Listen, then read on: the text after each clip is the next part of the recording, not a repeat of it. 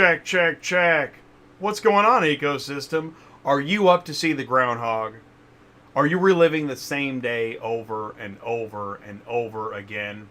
Well, that's right, everybody. It's Groundhog Day, and we're all up here to talk about auto transport business. You ever have deja vu? Well, it's Groundhog Day. That's right, everybody. It's Groundhog Day, and that's why we're all up here to talk about auto transport business. Hey, what's up, ecosystem? Welcome back to Auto Transport Intel.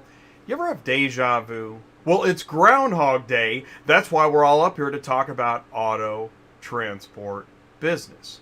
Okay, Bing, well, it's Groundhog Day. There's no need to live every day over and over and over again until you get it right.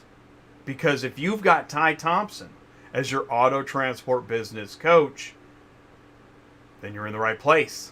It's Groundhog's Roundtable. Here's to world peace, business principles, the automotive marketplace, networking and sales, and how to load and unload. Please join the live chat, ask your questions, share your thoughts, grow your business, because it's Tuesday nights live on Auto Transport Intel. I'm Jay, your host. Welcome back to the show.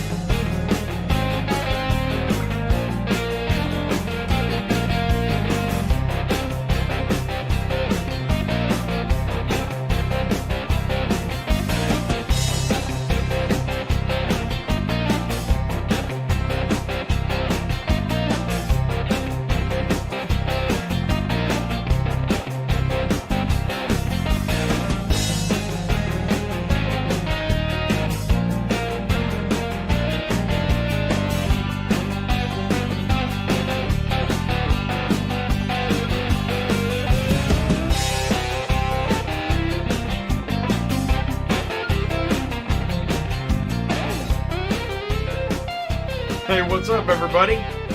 You here to see the Groundhog? It is Groundhog Day. It is actual Groundhog Day. That's right. It's Tuesday nights live, February 2nd, 2021. And we're here for show 175, Groundhog's Roundtable. So here's what I want you to do. First, I want you to feel welcome. If this is your first time here, feel welcome. Welcome to Auto Transport Intel. This is where you can ask anything. We've got dealers, carriers, brokers, dispatchers, insurance agents, technology people. Feel free to say hello in the live chat. I'm going to go into the live chat here in a few minutes, and I'm going to say hello. Feel free to promote your company, your product, your service, share your website, phone number, whatever it is. However, you can network and reach out because, can't go anywhere. So network on Auto Transport Intel. That's what you want to do. At the quarter hour, we're going to go into industry news. This is the big segment now. Industry news is national news, social media news, front of the store, back of the store, what's being talked about, auto transport tech, car shipping trends, vehicle logistics news. It is packed. There's a lot going on there. Finally, at the 40-minute mark, 40 minutes into the show, Thompson from Cars on the Move will be here. He's your coach, and he's going to host the roundtable. Now, before we get to the roundtable, we're going to bring in Robbie. Now, Robbie is the business development at LMR and director of operations for SEC Auto Logistics. So we're going to bring him in. We're going to talk about this is what we aspire to. Okay, as a growing auto transport business owner, from the day you start to the day you grow, and you've got work coming out of your ears, that's what Robbie is going to talk about. And then at the 1 hour mark, in about 1 hour, we're going to start up the Groundhog's Roundtable. We've got, I don't know if Ron can make it. He's in New York. He's probably snowed in. Rob, Catherine, John, Shannon, Trevor, Sheldon, JD, Andrew, Janet, Claude, Sean, Alex, Lawrence, Stephen, Dennis, Brian, Lionel, Terone, and Lloyd, and more. I think there's even more than that. at this point. It's gonna get crazy up in here. That's what we're doing tonight. So here's what I want you to do. Please keep the live chat going. It is hopping and a popping. It is Groundhog's Day. Or is it Groundhog Day? It's one of those. So stick around. We're going to be right back. Are you completely stressed out from all the calls and the contracts and the verification of loads when nobody answers the phone? Call Murphy Auto Dispatch Services today. Murphy Auto Dispatch Services has over 15 years of experience in the transport industry. We are your office while you are on the road. We book, we verify, and we bill out your loads for you. We have an excellent accounting staff and an even better dispatch team. Give us a call today at 417-273-0021. Or if you want to email me, it's murphyautotransport31@yahoo.com. Give us a call today.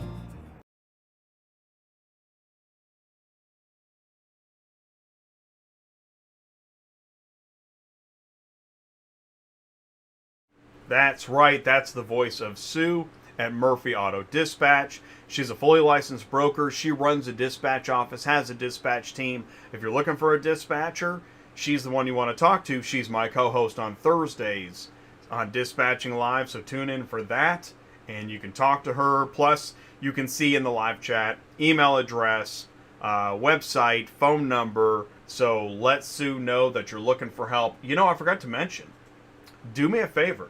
You see that like button. Go ahead and hit that. We're up to 18. Thank you, Andrew. Buddy, I appreciate that. Everybody, thank you so much. And do me a favor. You see that share button? You hit the share button. Then you can hit the copy button. It's right below the video. Grab that YouTube link. You can text it, email it, share it on social media. Say, this is... Okay, here's the deal. This is the biggest live auto transport networking event that I can think of. It's happening right now on Groundhog's Day. And, you know, here's how people got here. What they did is they went to autotransportintel.com. They clicked on sign up. And they get in touch with Ty. You get on the weekly email blast. And then you're here. This is part of the Roundtable experience. It is live. Now, Ty does the one-on-one coaching on a phone call. But here tonight, we're going to see en masse what happens when you put a meeting together with everybody at the same time. And there it is, perfect timing. We're going to go into the live chat. Thank you, Ty, for kicking off the super chat. I really do appreciate it. You know that deserves one of those. That is the cowbell of appreciation. Thank you so much for contributing to the Auto Transport Intel channel and experience. And Ty is going to be up here in about a half hour or so. We'll give it a little bit of time. In fact, Ty was here. I got to back up the chat. Ty was in here first. This is where I get my car hauling business intel. Do you see that word intel in more places now? Is it me? Is it catching on? Okay, that's cool. Silver Mint has several languages, and welcome to the best car hauling business channel. He's got German, Ukrainian, Japanese, and I think some Scottish Gaelic. So thank you so much, Silver Mint. Andrew Sierka, Secure Motor Transport. There's no reason to go anywhere else for car shipping info. This is the Ferrari of all information. Thank you so much. That is really, really nice, Andrew. Lloyd Vanover is in the live chat for the first time. Lloyd, thank you so much for tuning and saying hello. Andrew Sierka is talking to Ty, going back and forth. Michael McInerney. Hey, what's up, Michael? Thanks for joining us. I think it's the first time that we saw you in the live chat. We just connected on LinkedIn. Man, LinkedIn's amazing. Trevor made it in time. I think he slid in at 7:59. That's no problem, man. Good job. Thank you. Mark Grodicke, Superflow Systems. There you go. Fortress Mobile in the live chat. Get the word out. That's it. Jesse JJK made it. What's up, Jesse? Thanks for tuning in. Looking for a dispatcher, I do believe. Well, I think we can help you out and more. Right, because we want to give you. Here's what we want to do: is we want to before we give that referral. And this is the way Ty works. Before we just give you the referral, we want to talk to you about some of the business principles, so you're fully equipped when you get the nuclear codes. You know what I'm saying? Yep. World Peace. That's from Groundhog's Day. RoadRunner Express Service. Oh, Lionel Yates is here. What's up, Lionel Yates? Carlos Braxton is here. RoadRunner Express Services. The RoadRunner has landed. Shannon Baity is in the house. What's up, Shannon? Finest Towing and Recovery. That's John Garofolo. What's up, John? How you doing, buddy? Doing great. Vistaga, first time live. What's up, Vistaga? Hellcat Issy checking in. What's up? This is great. Pepson Auto Transport. By the way, how's that audio? Check, check. Seems a little hot. Check, check, check. I don't want it too hot, you know. Mark Grodicke's checking in. Pepson Auto Transport. What's going on? Getting the trucking done. I think I'm almost caught up. Walter Garcia. Hello, sir. First time. Thank you, Walter Garcia, for tuning in. Saying hello. Check, check. That's awesome. Really appreciate that. JD Mickle's in the live chat. What's up, JD Mickle? Robbie is in the live chat. What's up, Robbie? Vistaga, I actually found you looking for vids on Central Dispatch. That is a good way to find auto transport intel. In fact, some of my earlier videos, which are now some of the greatest hits, are, you know, looking for loads on Central, car hauling dispatcher, and I don't dispatch anymore. That's actually why I made those videos, because I knew one of my goals was to stop dispatching. You know, we all have something we're shooting for, and actually mine was to build this channel. Not to be confused with all of the driver YouTubers, but you know, what are you going to do? I don't know. It's not my call. Robbie, hey everybody, Robbie is here. Yes, said hello. What's up, Robbie? And oh, Andrew Sierka's ringing the bell. What's up, Andrew? Let's do that cowbell of appreciation. Thank you so very, very much, Andrew. That is so nice, man. Capitalism, provide a service and get paid. Hashtag Team USA. That is awesome, man. Oh, Gerard is in here. What's going on? Danny B says hello. Oh, that's great, man. What's going on? And look at that, Mark Grodicke ringing the bell and the cowbell of appreciation. Okay, yeah, that's awesome, man. Thank you so much. Now, Mark Grodicke. Let me leave the live chat up there. Oh, he's got wine for the round table. I like that idea. I don't know why I didn't think of that. And I do have, you see him? Where's the, okay. I do have a Groundhog. Superflow Systems is your end-to-end car hauling software solution. Whether you're looking for a CRM because you've got a lead, right? Your customer lead. You're ready to take that lead, move it into the dashboard, throw it into the app, make sure your driver gets paid. Wash, rinse, repeat with Superflow Systems. Mark, I don't think that's ever been said before. Wash, rinse, repeat with Superflow Systems. So thank you so much, Mark. I really, really appreciate it. Okay, the audio's good. I appreciate that. Thank you so much. Carlos, I hit a huge pothole. Oh, man. I see those. Coming up in 40, Knoxville broke a leaf spring. Man, that blows. Luckily, I found a trailer parts place that had what I needed. Oh, man, I'm so glad. So glad to hear that. It sucks. You like this channel because it has facts. Thank you, Hellcat Izzy. I really appreciate that. Yeah, what you won't hear us tell you tonight is that you can get rich. We will not tell you that. We will talk about business. We'll talk about possibilities. But we are not telling you you're going to just get rich. I don't know how that got so popular. I guess, I don't know. We all like to hear what we like to hear. I'm within 6 months of activating my MC. Always hauled reefer, thinking about cars for when I got it on my own. Great. You're in the right place because we're going to give information. Catherine is here too. What's up, Catherine? We're going to give information. We're going to talk about coaching. What's neat about the roundtable is you get to see so many people with different versions of where they're at in their journey with their business, what they're trying to do with their business, short haul, long haul, open and closed. There are some brokers. You're going to find a dispatcher in here. There's all kinds of people. So that's what's cool. I really love the roundtable format. Hard work gets you rich. There you go. There you go. And so we're going to talk about the work part. What we got to do, speaking of, hey, man, Market Superflow, this one's for you, buddy. Superflow Systems is excited to introduce DispatchCenter.com, a full-service load board for brokers, shippers, carriers, and drivers, featuring integrations with Truckify mobile app and iTruckPay. Use Route Scout technology to build your routes, maximize truck capacity, Stay loaded at the highest available revenue with the least amount of driving miles. Tell us your lanes. Loadification will alert you to new loads posting in your route. Views instant load notifications sent with Book Now features. Search and book loads directly through the Truckify mobile app.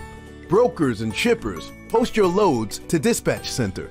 Give authorized carriers the opportunity to instantly book your loads. Dispatch Center powers the Truckify mobile app, allowing instant load assignment to the driver. Truckify will send inspection reports, geo-located pickup and delivery photos, BOLs, and invoices back to the broker. Brokers, shippers, carriers, and drivers, Dispatch Center, and Truckify have what you need to be more profitable every day. That is Dispatch Center by Superflow Systems. And the website, the email, that information is in the live chat, so go ahead and get that. That is Mark at Superflow, so Mark's in the live chat too.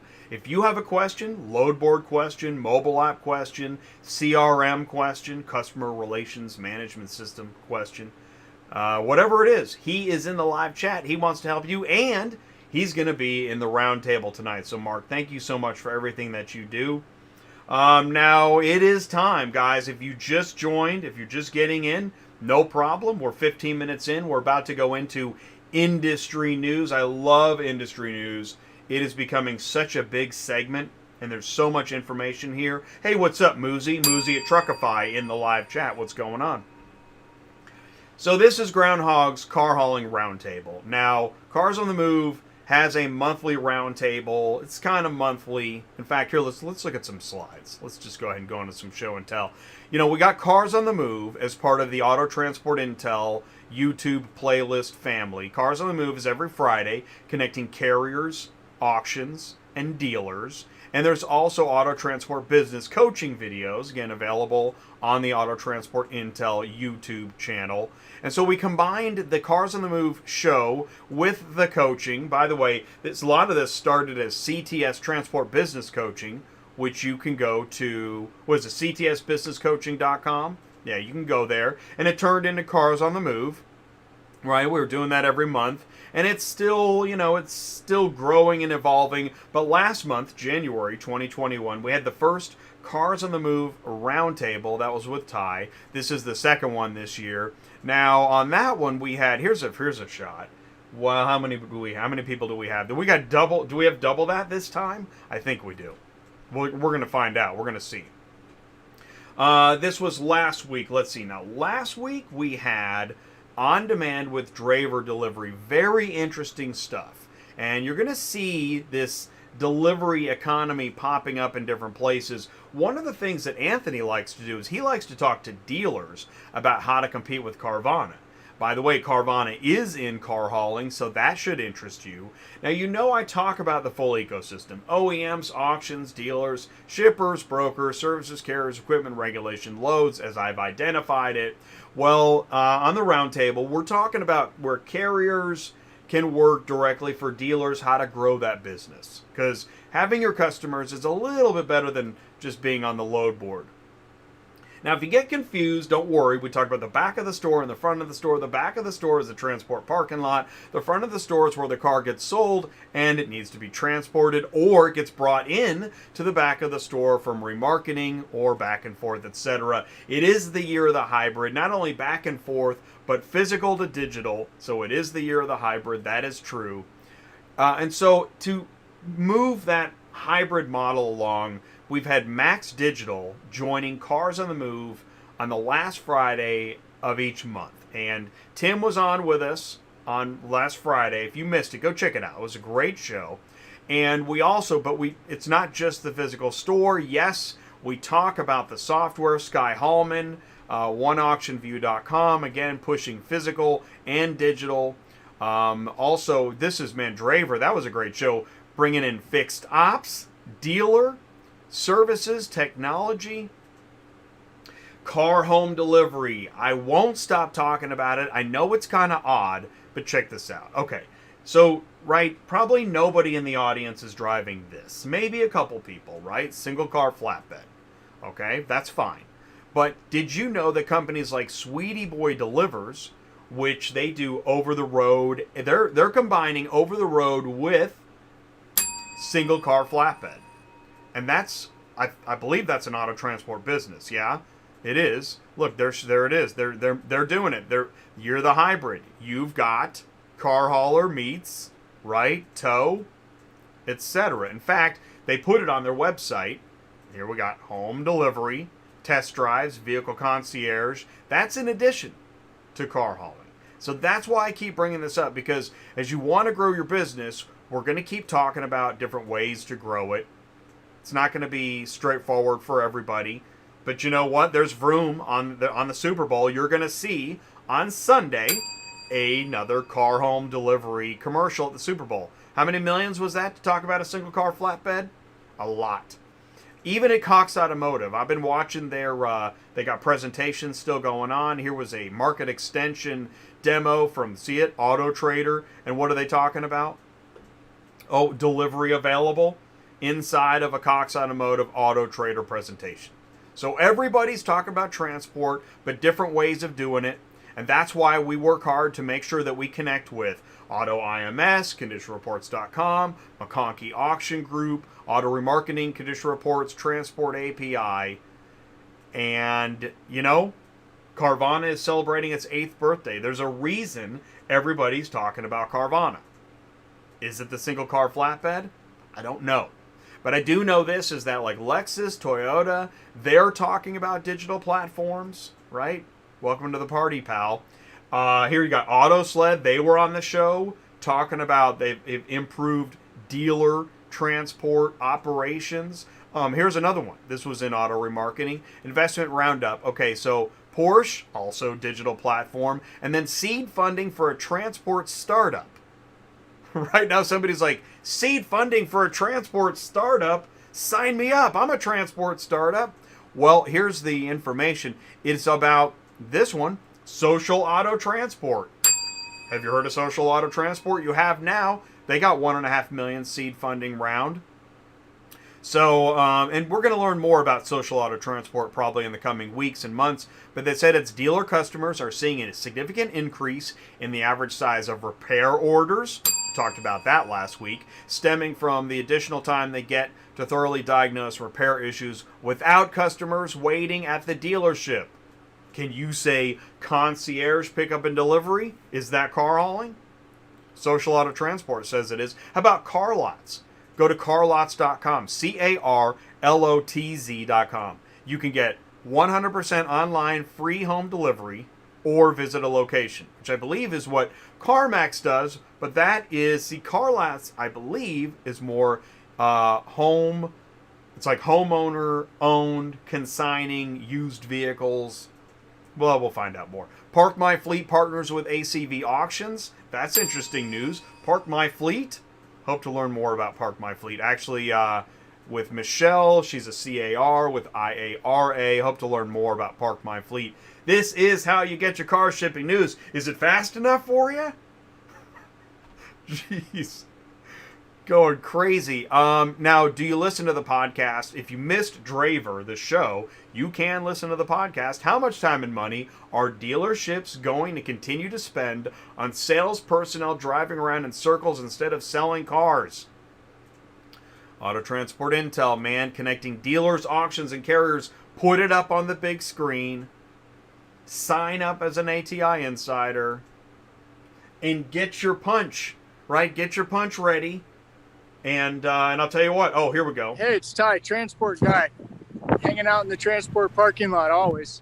If you want to learn to grow your business, I think you should probably go to ATI Insider, sign up for free. Don't give anybody any money.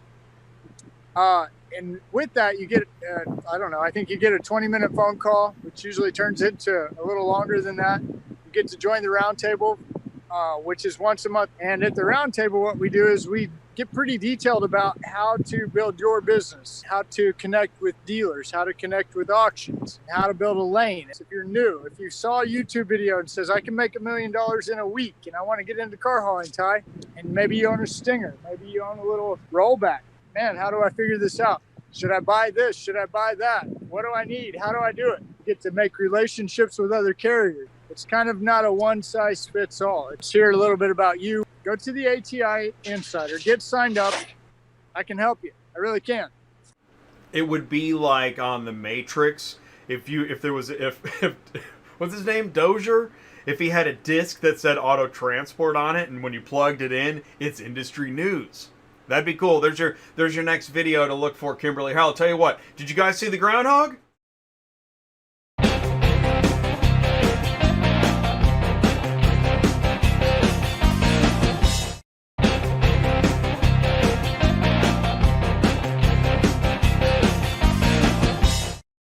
Thanks so much, Kimberly. By the way, did you guys notice that's... All right, well, that's my face, I think. Anyways, all right, let's go. Part 2. Here we go. Automotive Logistics was on Auto Transport Intel.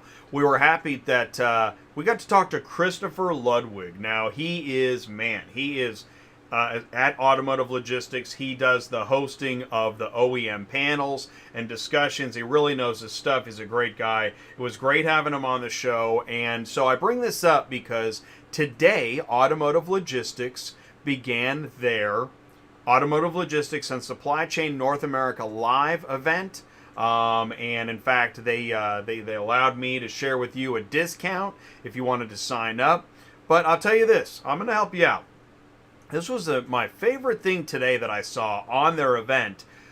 Daniel Harrison, who we got to meet at one of the conferences, was talking about EV battery raw materials. Okay, lithium, cobalt, manganese, and nickel.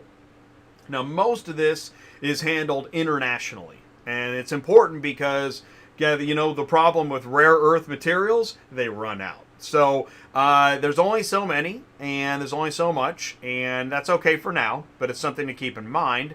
Also, the battery cell manufacturers, you know, when we think of the Tesla Gigafactory, I don't know if you can read that, it's pretty small. The Tesla Gigafactory, ranks number one in battery cell manufacturing in the U.S. Very interesting. There's some other locations I didn't even know about: Michigan, Tennessee, New York, Florida. Now, as Daniel points this out, it's important where the manufacturing facilities are, because that's going to have to do with where you're assembling your EV vehicles. And so then you've got, here's some of your EV plants: Spartanburg, California, Michigan, Tennessee. Anybody seeing a pattern? And then here's the OEM PHEV EV assembly plants. There's more information about those plants. I mean, I'm racing through it, but it was so much information. And I know EV, it seems like the future, but when you hear it's talked about, it seems to be getting closer. And then recycling plants, step 5 of 5.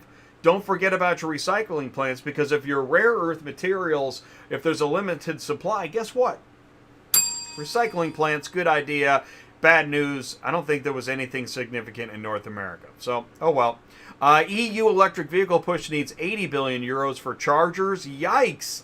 An EU plan for a 50-fold increase in electric cars this decade will require an 80 billion euro investment. So, yeah. So there goes the stimulus. Google's using AI to plan electric car trips because EV charging is still a nightmare, right? Somebody's going to say that. Well, I mean, where are the charging stations? Google's using a type of math called graph theory to present charging stop recommendations. Google announced today a new feature for electric vehicle owners that using artificial intelligence to sort through the thousands of public charging stations while finding the best route. Sounds like dispatching. That's odd. Next. Oh, GM's electric journey started on the moon. Huh. That's odd. Next. ARI and Black Book were on Auto Transport Intel, because if we're going to be talking about EVs, we're going to be talking about the future, we're definitely going to want to be talking about fleets. Thank you, ARI, for taking the time to join the show. Black Book will be on in a couple weeks. I found this interesting. This is just random. On Automotive News, automated driving tech finally explained in everyday terms. So you have assistive, supervised, automated, and then autonomous. And as you keep moving forward, you keep removing the humans. And, yeah. Okay. I saw this on LinkedIn. Thank you, John, for sharing a post that John Rogers shared. And anybody see something familiar? Huh. That's pretty cool. I don't know how that happened, but I got in there somehow. And so I guess it works. Okay. And Sean shared a post on LinkedIn talking about information and basically referencing a blog post that, I wrote that. That's pretty cool. I wrote that 5 years ago. That was near the beginning of my journey into content and auto transport. So this stuff really works. In fact, this was shared by Catherine. Thank you, Catherine, for, I guess that I remind Catherine of Nacho Libre and a wrestler and a referee shirt. But, I'll take whatever I can get, and that's why I'm the King of the North. Can you see that?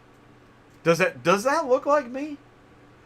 I think it kind of does. King of the North, finally. Speaking of, hey man, be careful out there, right? I don't have to tell you. You guys know, right? Because you're out there. It is crazy. New Jersey's shut down, so just be careful and keep me posted. If there's information to share, we want to know about it, and we want to make sure that everybody is safe. In fact, Trucking with Leak, he posted this morning. Car hauling in the snow, it's a good reminder, right? I mean, you know what it looks like, but it's a reminder to everybody else that's talking about, because you saw that on Car Lots, the free home delivery. Just bring it by and let me know, I'll tell you when I've got my hair cut, and then you can work around, I got to do my nails, I got to do my hair, and then I've got, I got the groceries coming, and Aunt Susie's coming over, and then I think I want my car sometime after that. So just make sure you're here for that.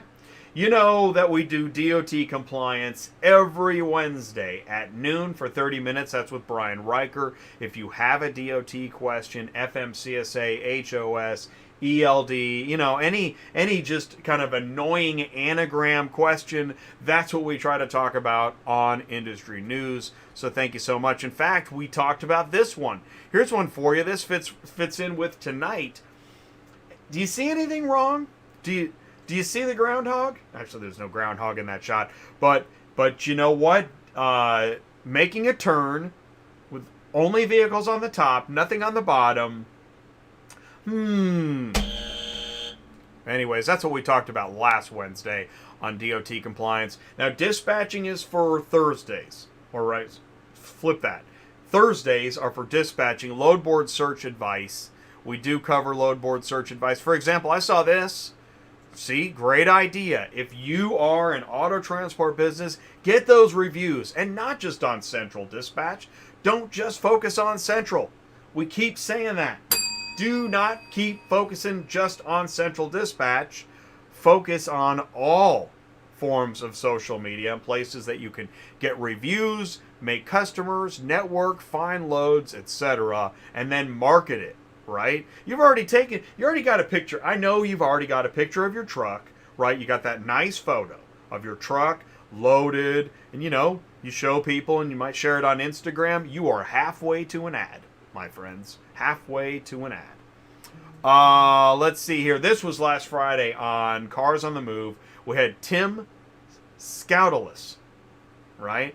Scoutalus. The melting block of ice, dealers, auctions, and carriers. Tim is from Max Digital. He's going to be with us every Friday, the last Friday of every month on Cars on the Move, connecting dealers, auctions, and carriers. He was sharing information. Anybody see anything? Do you see anything that might relate? Oh, it's his first item, transportation from the auction? Huh.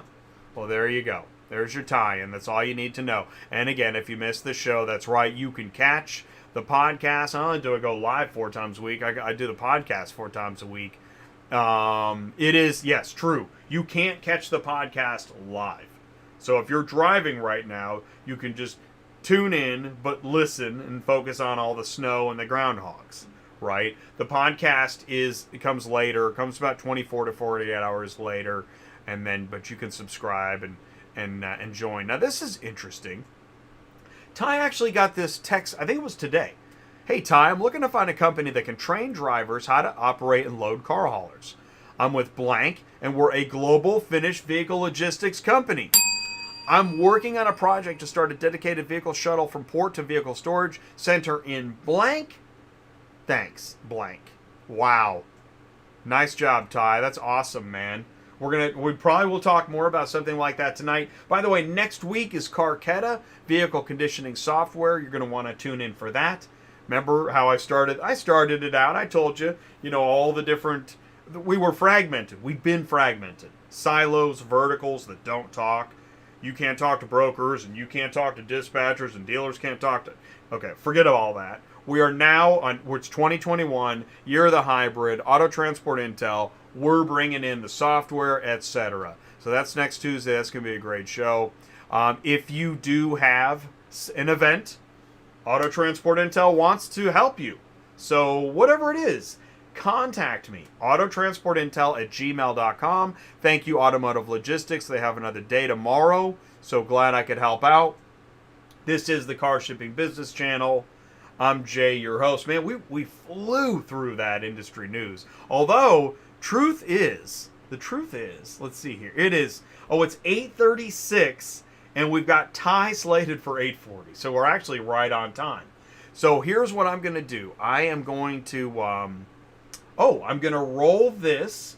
Yes, here we go. Here's this, and then we're going to be with Ty real soon. Oh, stay tuned. You're going to want to stay tuned. Hey, what's up, Paul? White tablecloth? Dude, you made it just in time. What's up, Jake? Dude, you guys made it just in time. Listen to Ty, and then there's something special. Hey guys, it's Ty, transport guy in the transport parking lot. Just wanted to tell you thanks for joining the roundtable, and wanted to encourage you to come to the next roundtable with your 5-month goals. Bring a friend, talk to 5 car dealers, and call me before the next meeting. Don't forget that. Thanks. Looking forward to seeing you. Have a great week. Hi there, this is Jack Jordan from Johnny Jerks Automotive. I got a Corvette that I just sold me to a customer. That shit needs to be mowed ASAP. This shit's a rat box, the motherfucker. I put some Bondo on this bitch, painted it up real quick, and this motherfucker paid way too much money for it. I need to get this shit up off my lot tomorrow. I need me a built-in price of about $300. I need to get this on up from Atlanta to Washington, D.C. and closed. And I need it covered before they take it off the trailer, because it's a piece of shit. Please deliver this shit between 5 p.m. and 9 p.m. at night is my requirement, so my customer don't see what kind of shit box I sold them. If you could help me with my request, please call me back. Then again, this is Jack from Jack Off Motors. Thank you. So did you come up to see the Groundhog? Anyways, so that was a montage. Okay, so we heard from Ty. He's real. And then we heard from Jack Jordan from, Jelly Beef Motors or something? Anyways, we're going to dissect that a little bit more. But before we go any further, ladies and gentlemen, it is time to bring in Ty. Ty, can you see me and hear me okay? Yeah, can you see and hear me? I see you. I hear you. We're here. Now, I don't know if you just heard Jack Jordan's Jelly Beef Automotive or not. Did you hear any of that? Yeah, a little bit. Sounded like our old buddy JD. It did, didn't it? I know. That's what I was thought. Dude, I'm telling you, that's what I was thinking. That is so wild. And what's great about, as part of that theme, is that if you find yourself booking off the load board and dealing with Jack Jordan, yikes. Yeah, dude. You that's one of those moments where you're thinking, yeah, I wonder if there's a better way. I wonder if there is a better way in car hauling. I'm really excited to be here tonight, and I want to tell you, thank you. It's always great, with the work that you've done in this, putting this, I always call it the platform, but the work that you've done to build this platform for dealers, auctions, and carriers, and then to see it grow, and to kind of been with you, in the background for day one, and to see where you're at today is really big. And everybody, this is a fun show, because it takes a lot of work to get this put together, and you've been gracious and kind and help do all that. So really the main thing is thank you for building this platform and the the people that you've brought on, it's just like, wow, really cool. So I'm excited to be here. I'm excited to have the group on. I mean, a lot of these guys, this is going to be a big group. And I've talked to everybody in this group at least probably once, maybe more. So we are trying to find out how to build our car hauling business. That's what we all are trying to figure out. Some of the people that you'll find in here tonight are either in the business or thinking about getting in the business. So the majority of the people that you'll see in here are trying to figure this out. And you'll hear me a lot of times. I come from one perspective, and that primary perspective is I'm a fleet guy. I'm a short mile, long dollar guy. Let me say that again, short mile, long dollar. And I like to build lanes, right? And you're talking about Groundhog Day, and I'm saying, well, actually this is repeat, right? But it's a safe repeat. So thanks for having us, and I'm really excited to be here, and I'm really excited to have everybody join us. So everybody on here, thank you, or going to be on here, thank you. Right. Well, and thank you for that, Ty. And by the way, my apologies. You're right, Mark. I learned something a lot every time I make content, I grow it and evolve it. I learn something, and I should have prefaced the Jack Jordan clip with, I put the visual was there, but I didn't give any introduction. It was a surprise. So I'm sorry about that if that surprised anybody. But here's what's important. Here's the thing is unfortunately in business is that you're going to find folks out there you're going to run into, and they're going to surprise you with something. And that's kind of what that clip is that we don't want to run it. We don't want to see anybody running into that business on a regular basis. We want to help. We talk about growing business, and so yeah, I mean, it's really, you know what, Ty, it's really cool that from the time we started talking about coaching and making phone calls and helping folks, it has gone, man, the last 3 months to 6 months, it's just really ramped up. It's wild, isn't it? Yeah, it is, and it's a lot of fun, and I get a lot of calls, and I always tell people, look, I'm not trying to be mean. I'm not trying to be rude. I'm just trying to tell you what I know. And, I get a lot of, not the same call, but very similar call, which is something along this line. I watched a video, YouTube, or I ran into a guy. Okay, I watched a video or I ran into a guy. And this is where they all intersect.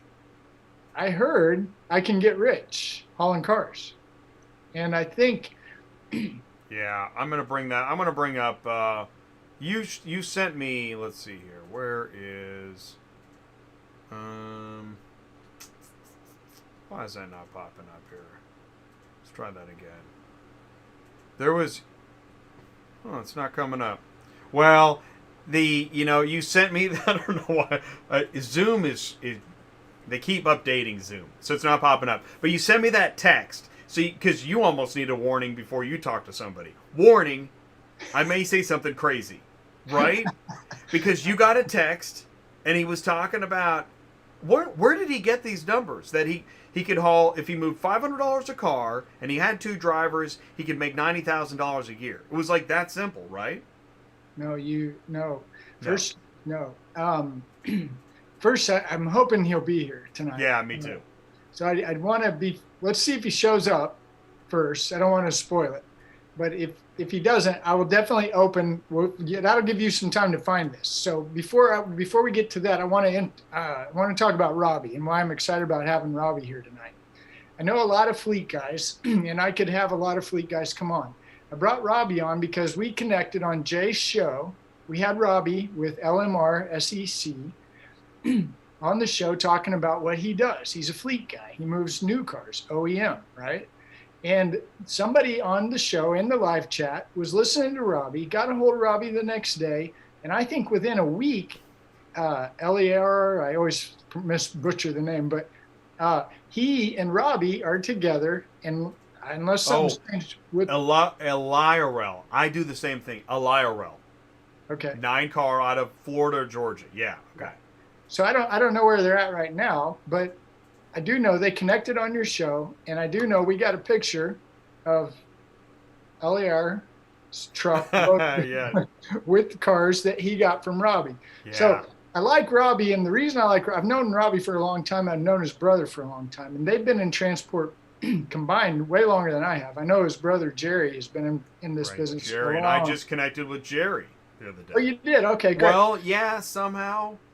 Something. I got an email or something. Yeah.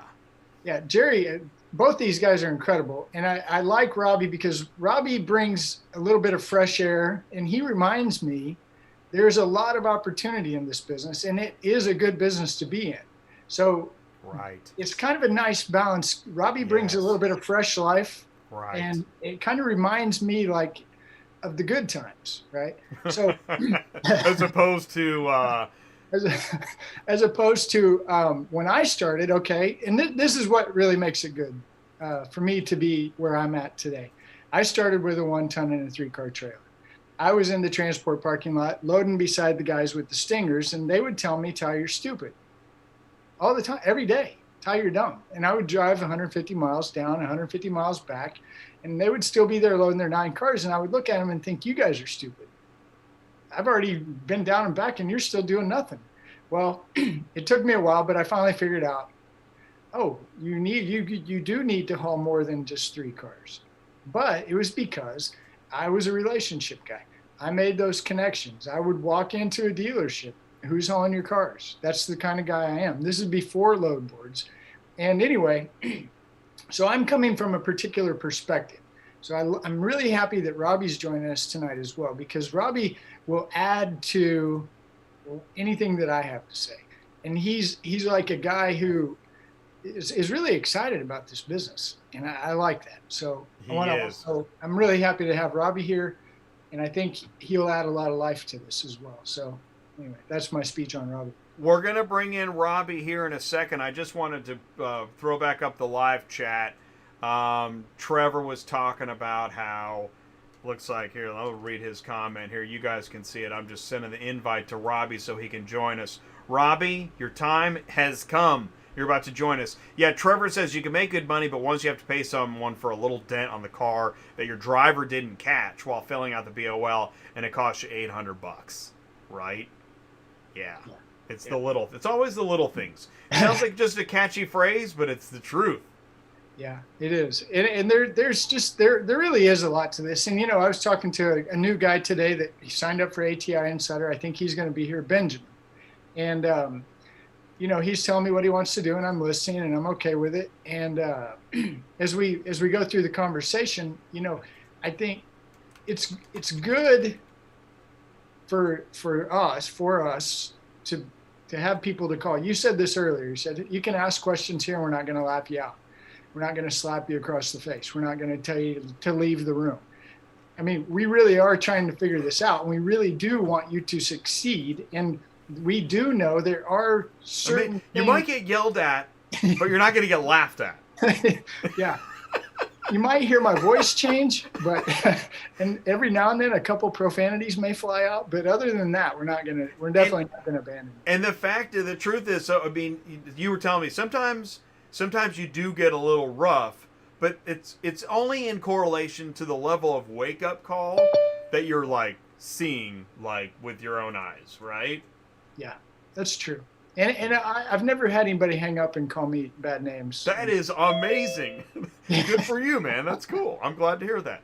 Okay, so Robbie is here. Robbie, can you see us and hear us okay? Okay, so he's got his here. Okay, check. Yeah.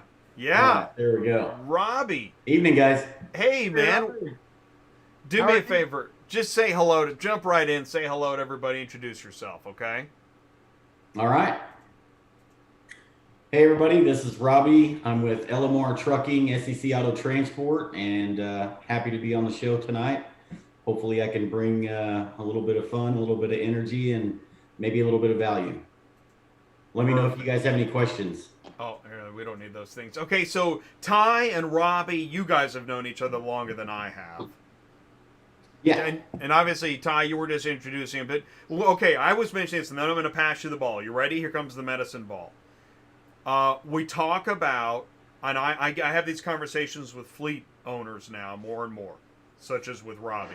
where there is the type of carrier a larger fleet is looking for, right? And we want to try to help. Part of our goal, and part of what we talked about years ago, we want to help either new or green owners of auto transport businesses get to that level to where they're assisting more of the ecosystem. True? Yeah, absolutely. Absolutely true. We're trying to help the guys stay in the business, aren't we, Robbie? That's it, man. Well, we need them, don't we? I mean, we need the little guy.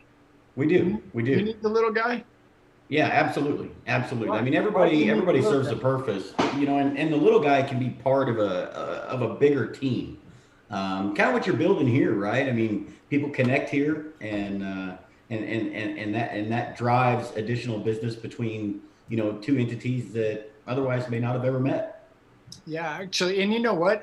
Lionel will be on here in a minute, but Lionel sent me a text. I don't know. It's like a Sunday night, Saturday night, 9 o'clock.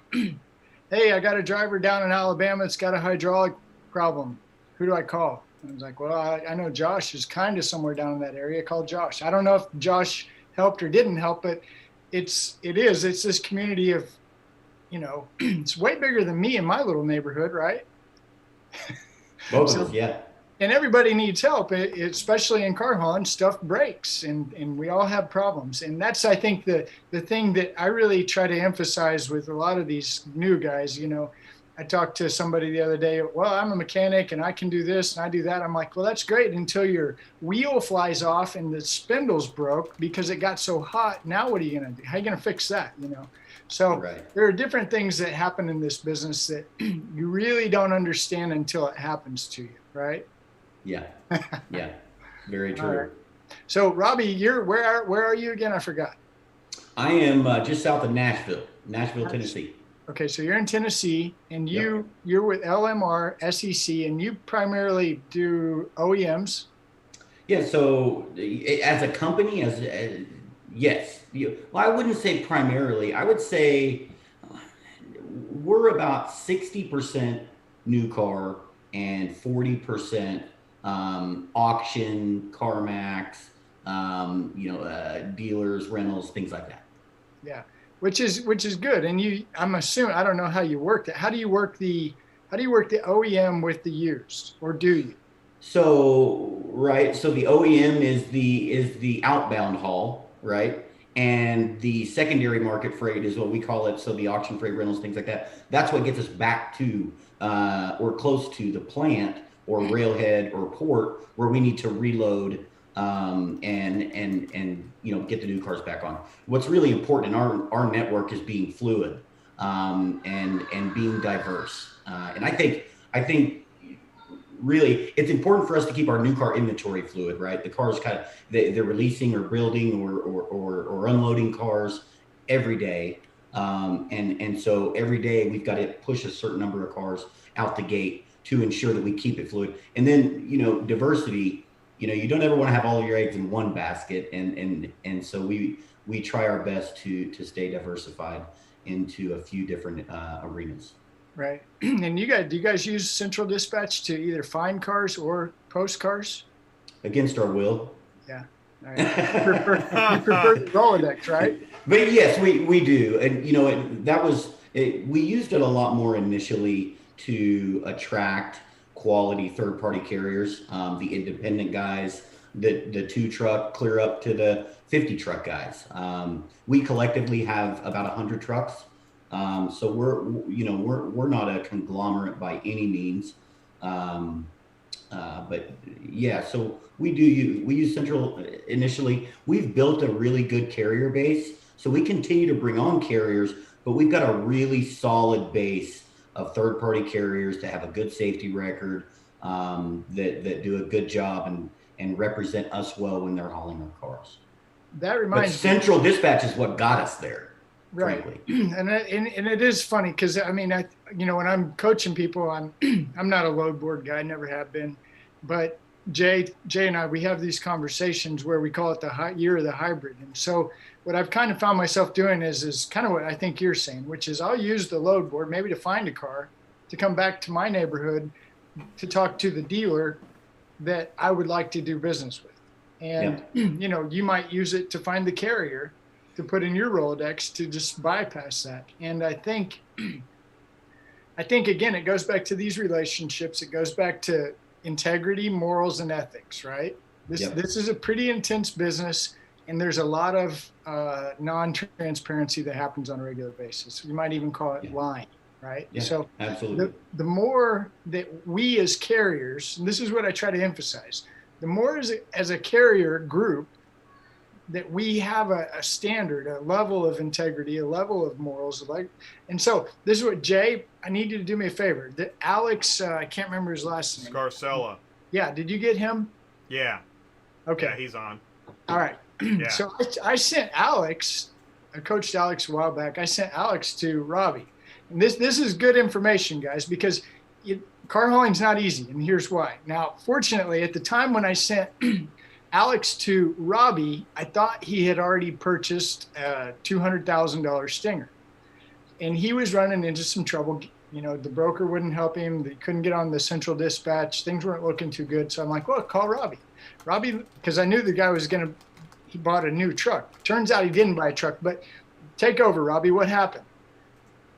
What? So is this Ilarial?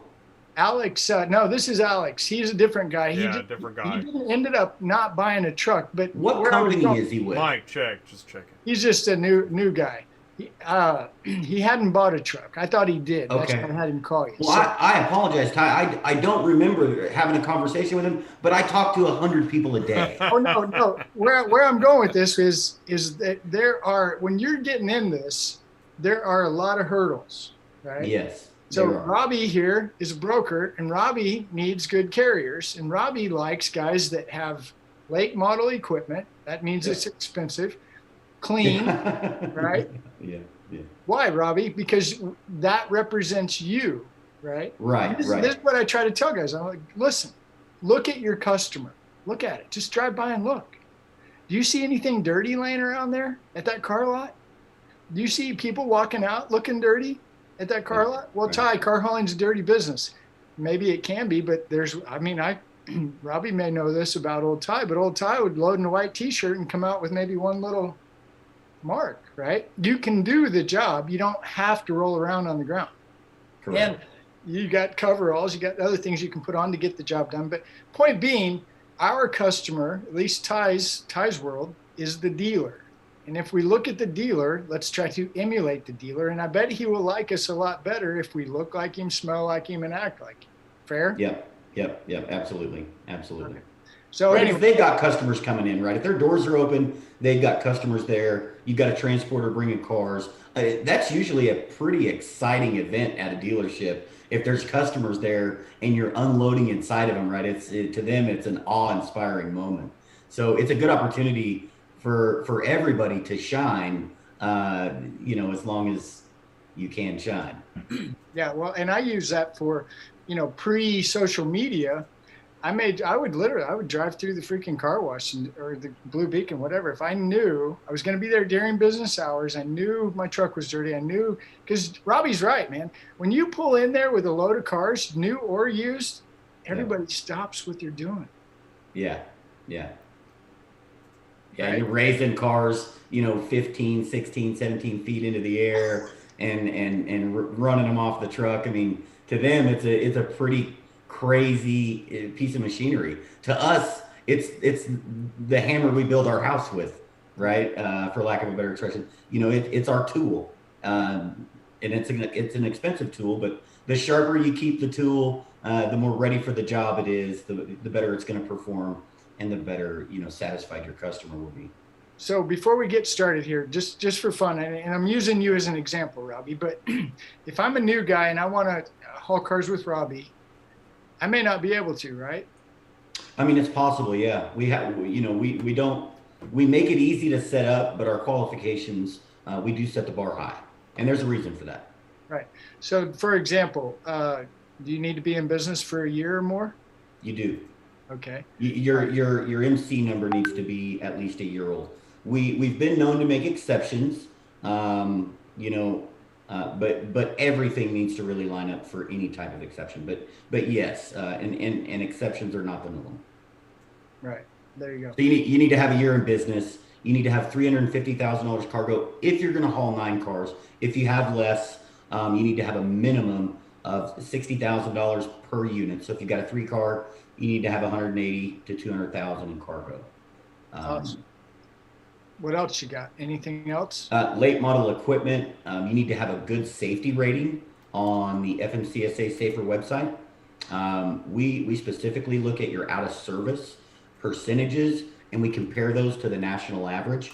We expect our third-party carriers to stay at or below the national average for both vehicle maintenance-related out of service percentages and driver out of service percentages, being logbook violations, medical card, whatever it may be. So we've got that, and then you also need to have a good central dispatch rating, right? Your peers need to have given you positive reviews, not just the folks that try to catch you slipping. The folks you talk to every day and you deal with every day, we like to know what they think, and a small representation of that is your central dispatch rating. Right. And I've heard, I don't know if it's changed or not, but once you get your authority, brand new guy, then you get your central dispatch account. You can't really do anything on central dispatch for 7 days. And then once you finally get on there and you start trying to get loads, you may get rejected because you don't have any ratings. Is that true or false? That's true. Yeah, absolutely. Okay, so let you repeat what I just said, because sometimes I say stuff and it doesn't even make sense to me. You say that. Essentially, when you sign up for central dispatch, right, you've got an initial period where you can't really do much. And then once you can do something and you call on the load and they say, hey, what's the name of your company? I'm going to look you up. And they look you up and they find out you just got on, you have no ratings.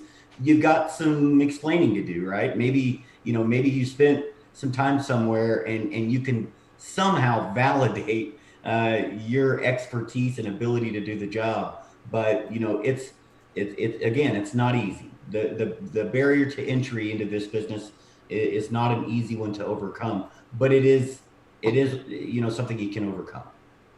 Yeah. And a lot of that you can get done by doing what I see Ty say and recommend a lot, which is go see your car dealers, go to the auto auctions, say hi, my name is, and I haul cars. Okay, say that again. And when they say no, because they will, when they say no or no thank you or get off my property, come back. Yeah. Don't take no for an answer. Come back next week. Exactly. And this is beautiful, because this is what I say, and I get tired of saying it. So I love it when you say it. I didn't even ask you to say that. But the thing is that the car dealer, I say, okay, you heard me just a minute ago. Look at the car lot. What's the car lot? Clean, nice people, yep. Right? Yep. Okay, let me tell you something else about the car lot. What do they do all day long? All day. All day. So what's that require? Negotiating, right? Yeah. Yeah. Okay. So when you walk in and you want to do business with this guy, you better plan on doing some kind of negotiating. Yeah. Get off my property. I already got somebody. I've used Bob for the last 30 years. Hey, look, man, I live in the same town this is why I say start in your backyard. Okay. Yeah. Start in your backyard. Why do I say that? Because car dealers are heavily invested in local community. One more time. Car dealers are heavily invested in local community, where you live. Go to the baseball game and look at the sign on center field. Check it out, right? And a lot of folks, I just want to get something out there. A lot of folks think, we're talking about going to the dealer, and we are, but going to the dealer and asking, hey, where do you buy cars at? Can we haul some cars from, so-and-so auto auction for you? We're there every day. And you said, like you said, Bob's been doing a good job for 2 years and we like Bob and so on. Maybe ask him, hey, well, so you want Bob to haul the nice cars you bought to come in? What about the trades that you don't really want going back to the auction? You need any help with those? Or, hey, what is Bob good at? But to further, what is Bob not good at? Maybe I can help in this area, even though I wanted to talk to you about this. Maybe we can transition over here and just get our toe in the door. Well, what I say is if you go back the third time and they keep telling you they used Bob, The third time, I for sure say, "Can I please have Bob's number? Because I'll be happy to be Bob's bitch." I just said that, right? Yeah, man, we need to talk to Bob. Yeah, I'll be happy to do Bob's cleanup, man. Give me Bob. I'll do all your dirty dirt work. I just want to haul cars, right? Yep. And the approach here, guys. Again, I Sue does her Thursday show. Matter of fact, Jay, I text Sue based on a conversation you and I are having. I'm really concerned about the turnover rate for the new guy. Do we need to get started, Jay? No, keep going. This is great. We'll bring him here in a second. In fact, let me do this. Everybody's texting me. Hey. Everyone's texting you. Okay, I just needed to. Okay, I'll tell you what. Keep going, and I'll start inviting. So this is going to take a few minutes. Go ahead. Okay. So we, I lost my train of thought, Robbie. Help me. Come on. We were talking about the dealers, right? Get the dealer. As far as getting business from, whether that's going to the auction, coming from the auction. The more we know about the dealer, right? This last Friday show with Tim on the melting block of ice, I've said for a long time, it's all about interest. Tim brings the visual and puts it into perspective. He said average, which is way more than I thought, average is $66 a day per car on that dealer's lot. Ty, what are you talking about? It's called a floor plan or a revolving line of credit or even the dude's own money, right? Robbie and I both know plenty of dealers that don't use a bank and don't use a floor plan. And they've got a lot of cars and a lot of money. It still costs money, right? They're not putting their money on that lot just for kicks. Okay. Oh, it's very capital intensive, no doubt. Very capital intensive. So imagine having 100 cars on your lot at $66 a day. Yeah. Imagine having your car still sitting at the auction at $66 a day. Right. So Robbie and Ty know we've got that phone call. Hey, boo, Jay, you got the beep out button, for the bad words. Where's that button? Beep. Robbie and Ty have had that phone call where the dude is literally coming through the phone. Right, Robbie? Oh, yeah, been there. He wants his car. There's a reason he wants his car. He's paying $66 a day to have that thing set at an auction? No, especially when you told me you would have it at my lot on Tuesday and today's Wednesday. Yeah. We got a problem. So the more you understand your customer, who's my customer? Well, you might be the guy that wants to use the load board and a dispatcher. That's fine. That, I'm not going to say you're never going to make it. I'm not going to say you're not welcome here. I'm just letting you know, as a carrier, it's your business. And I always try to like this. If I'm going to go mow lawns, right, where am I going to go? I'm going to go in my neighborhood, start in your backyard. I'm going to go talk to people in my community, right? And I am talking to them. So if you're going to start a car hauling business, who's your customer? I would pick a dealer in your backyard. I would pick a dealer in my backyard and I would go talk to him and I would say, I transport cars. This is part of owning your own business, guys. I get the phone call all the time, man. All the time I get the call. I just want to haul cars. Can I get a dispatcher? Okay, well, and on that note, man, here they come, because the email has gone out. It's about, in a few minutes, it's about to get crazy up in here. What do we got, 20 plus people coming in? Here we go. Hey, Ty, I wanted to add something to what you're saying. On top of them paying, $60-some a day, potentially in interest, whatever their interest rate is, you've got an arbitration period on cars as well. And if they miss their arbitration window and something's wrong with the car, they've got to keep it. And you're really in hot water at that, at that point. So there's a lot that goes into it. It used to be a little easier for Ty and I think, when they didn't have everything online and the dealer had to go to the auction, we would just go hang out at the auction on auction day, right? Yep. And eventually you make some friends, you start hauling some cars, and they tell their friends if you do a good job. And with everything going online, it in some ways it makes it more difficult. In other ways, it makes it easier. The hybrid. It really is. It's got its pros and cons, no doubt. Yeah, you're exactly right. And I'm really glad you said that, because I believe that is exactly where we're at today. And that's my new challenge. How do I talk a carrier into going to a dealership, finding an auction that's open is a big deal. And Right now it is, yeah. yeah, I've said for a long time, or not a long time. I think when they didn't have everything. Definitely this year is exactly where we're at today. That's everybody's coming. Everybody, It's like it's bring about it to in. turn it. It's about to turn into New Year's Eve over here, right? So here, so if you're joining right now, you are, man. Here we go. The room is going to keep on growing. So hold on to your steering wheels and your chairs, because we are now entering the experiment. And for everybody that's just joining now, we're excited to have you here. Go ahead and check your audio, and then you got to stop watching the show. There you go. You got to get your VR background going, and awesome. We've got the Bryans on the road. We got somebody shoveling snow. Wow. Yeah, man, this is great. I didn't mean to cut you off, Robbie. Well, let's No, you're good, man. get in here. This is Let's fun. let everybody get through the door. Yeah, exactly. we're fun. This is great. I'm looking at this is really great. people I know and people I don't know. I'm So, sure I've talked to everybody. JD, we got JD's here. What's going on, JD? Everyone, happy to be here. Great, thanks for joining. Trevor, hello, Trevor. Hey. Somebody's named Awesome. I think that's Brian. Catherine's here. What's up, Catherine?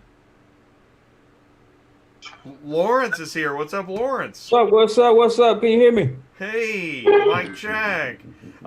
Carlos is here. AZB Logistics in the house. What's up, Jay? Ty? Hey, Carlos. Thanks for coming, man. Not a problem. And Lionel Yates is here. What's up, Lionel? How's everyone? I'm good. Lloyd is coming in right now. No, man. Let's see here. We've got, let me grab autohauler.com. I'm going to throw that in the live chat right now. That's Lionel's website, if you have any questions for Lionel. Let's see. Oh, Lloyd just came in. Lloyd, what's going on? That's Shannon. Yeah, he was here on the last one. I just want to make sure I got that right. Yep, Shannon. Yep. Okay, cool. Somebody else in the... John from Finest is popping in. There's Alex getting situated. What's going on, Alex? Is that Alex? Yeah. Hey guys, how you doing? I've never met Alex. I've talked to him. Right? I know. It's great to put a name with a face. That's what's one of the amazing things. Okay, there's John. John, can you see us and hear us okay? John has... John shared a bunch of photos. Got I don't know what size your fleet is, John, but he's got several. I want to say several rigs. John is getting situated. Yeah. Okay. So Andrew, what's up, Andrew? Oh, John sees us. What's going on, everybody? Wow. This is crazy. This is crazy. Is this John and down by Andrew? Is that John up in Finest Tone? Finest, yeah. John at yeah. Where is?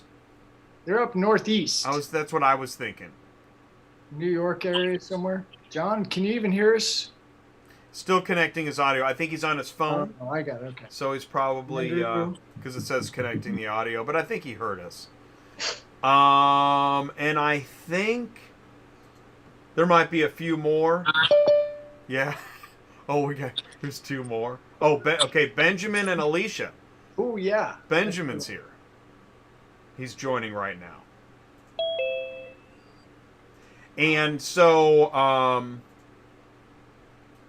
just so you know what you're in for. So we're looking at we'll probably be here for 2 hours, okay? If you have to hop off, raise your hand, let us know. I mean, you can go anytime. We just don't want to miss connecting with you, okay?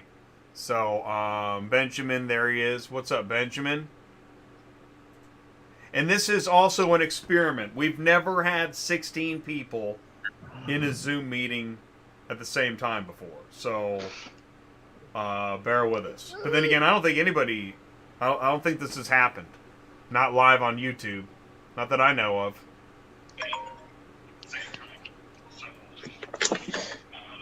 So, having said that, and I think we'll get, okay, so there's, yeah, Hello? Benjamin. Okay, so let's do this. Ty, Hey. why don't you take over? I Hello? think we're going to have people joining, people leaving, but why don't you go ahead and start? And I'm going to pass the mic to you. Awesome. Okay. What we're going to do, I'm so happy, thankful everybody's here. This is always a challenge for me. Uh-oh. Yeah. Always a little bit of a challenge for me because I always feel like I wish everybody could just sit here and talk forever. By the way, I wanted to show everybody you and Yeah. it is February and it is Valentine's, and I do love you guys. So thanks for being here. Tonight, we're going to probably do I don't know exactly how much we're going to talk about or not talk about, but the one thing I want to do is I want to go through and introduce everybody, and you introduce yourself, where you're at, what you're doing, maybe what you want to do. There are a couple people in here that I've talked to that I've actually given assignments to, for example, with Catherine.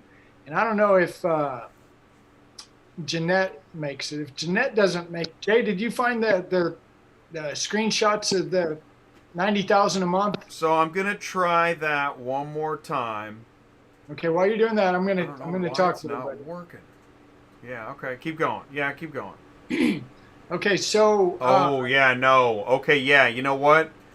Created instability. So we're gonna skip the screen share because we're pushing the maximum. Okay.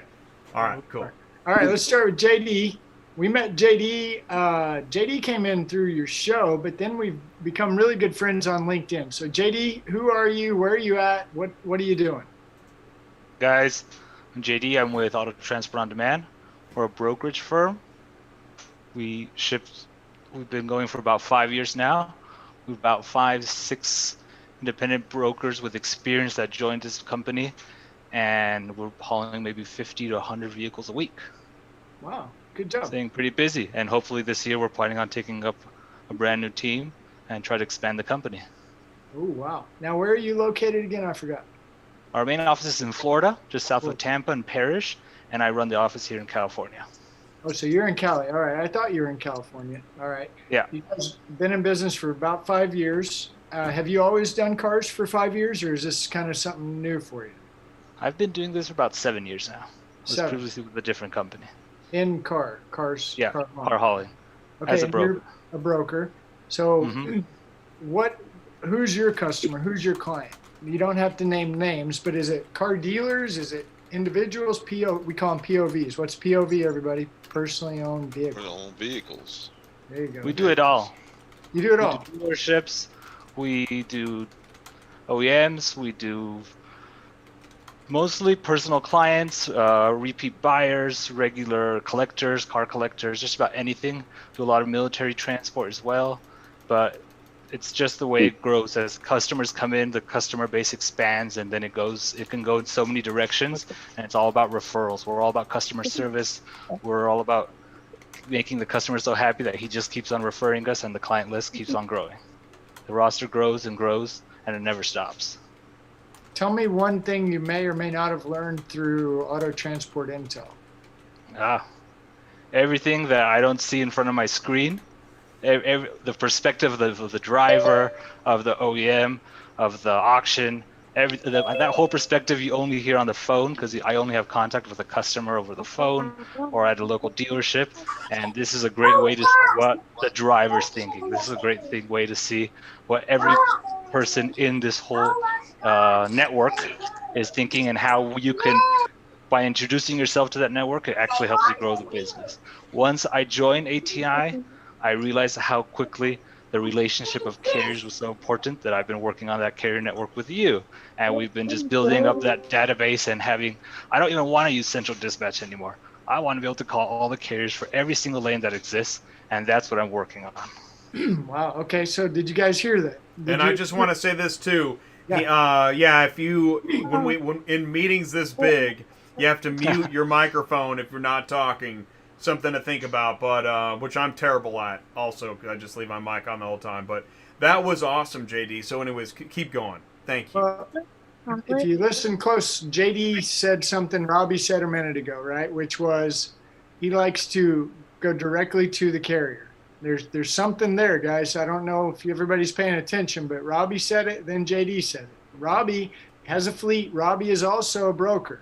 JD is a broker. JD came to ATI. JD is learning the value, the importance of having quality carriers with morals and ethics that get the job done. You hear me? You see what I'm saying? Right? So does Robbie. Robbie likes guys that do what they say they're going to do when they say they're going to do it. Okay, next up, Trevor. Unmute. We've got a small brokerage and trucking company as well.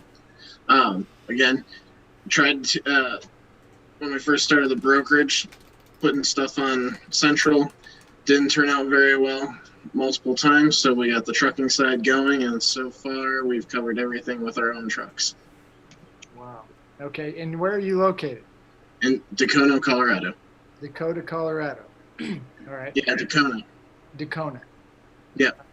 And now we talked, a week or two ago, you were looking at maybe doing something different. What was that? Do you remember? Yeah, we're still trying to figure out a way on how we're going to be able to get a much larger truck to keep going. So, what do you use now, Trevor? Huh? What do you use now as far as equipment? Goosenecks. Okay. So gooseneck, like 3-car gooseneck? Yep. Okay. Yep.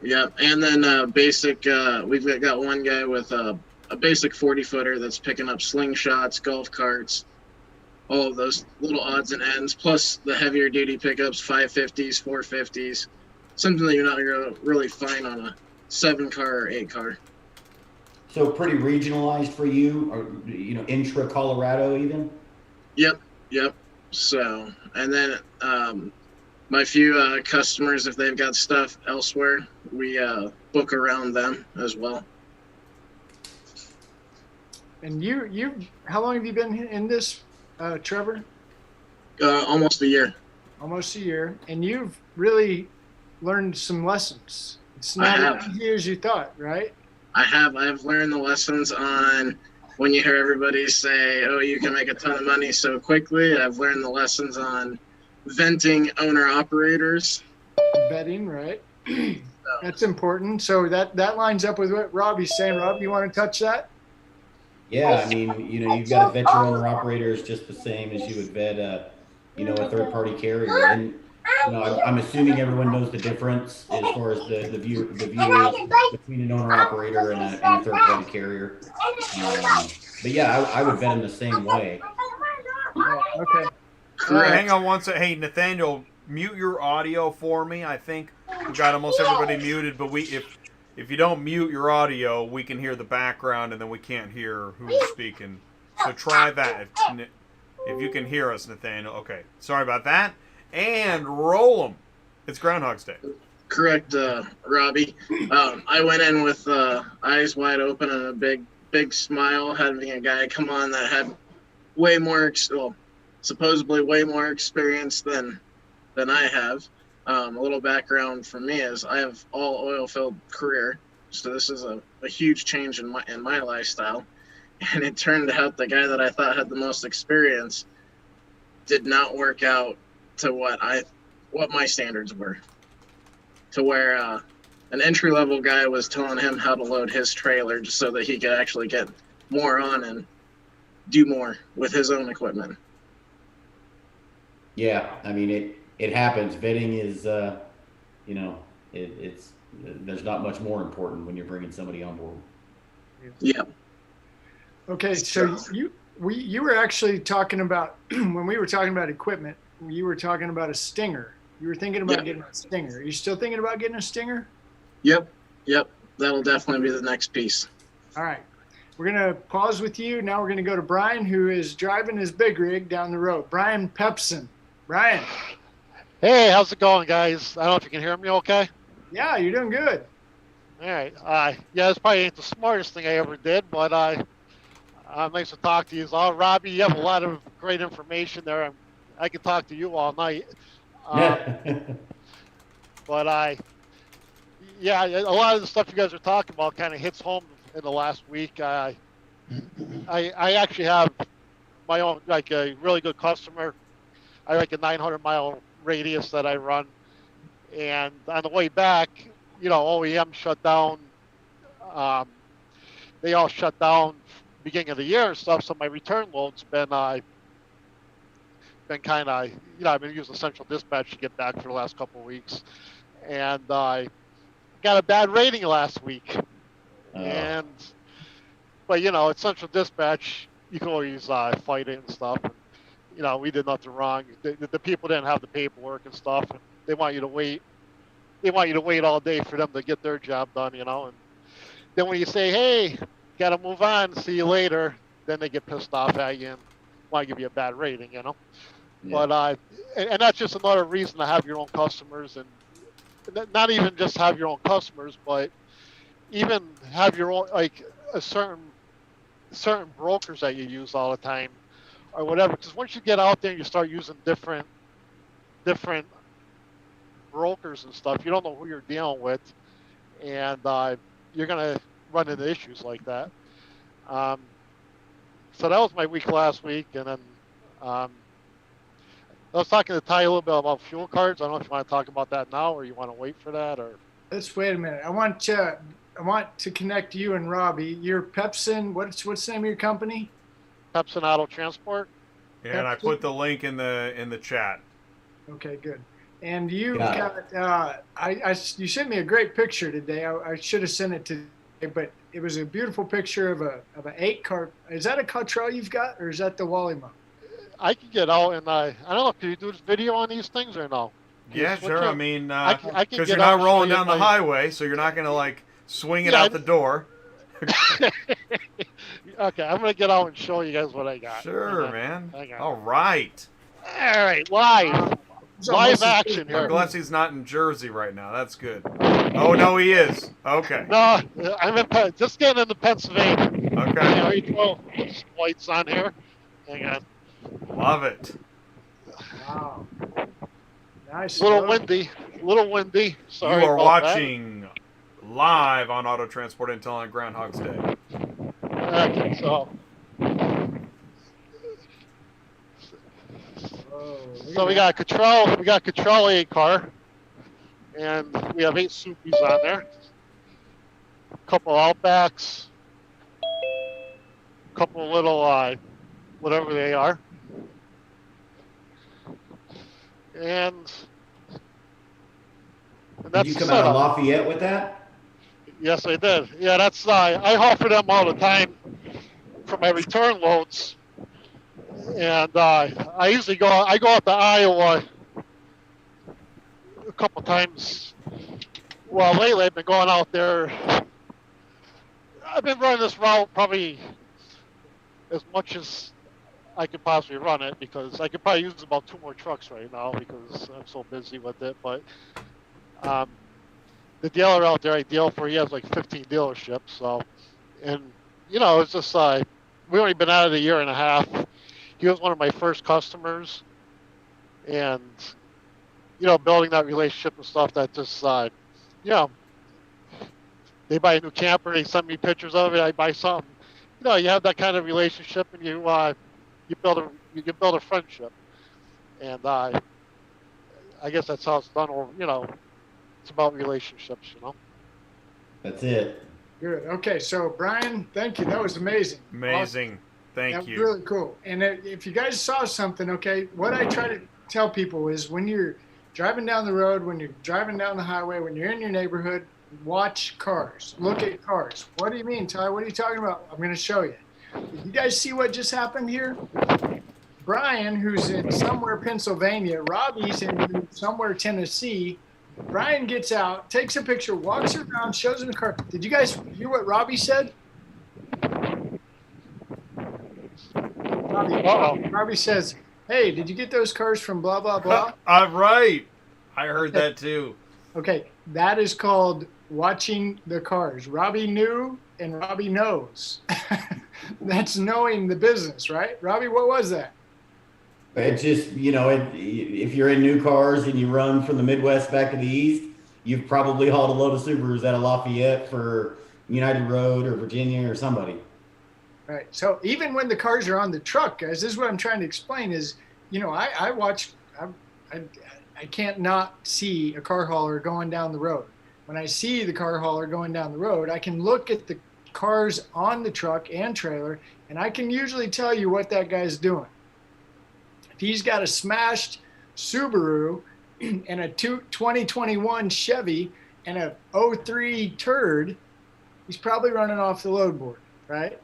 Which is fine. I'm not saying it's good or bad. I'm telling you, watch cars, look at cars, pay attention to cars, look at the back of the car. What's on the back of the car? Make, model, license plate, and if you look real close, you might even find a little sticker that says Robbie's Used Cars, right? Follow me? Follow the car. All right, let's go. Catherine. Catherine? I'm gotta unmute. There you go. Hi, everyone. Good evening. Where are you at? I'm in Miami, Florida. Miami, Florida. What are you doing? Trying to get my business up and running. Now, we've talked once or twice, right?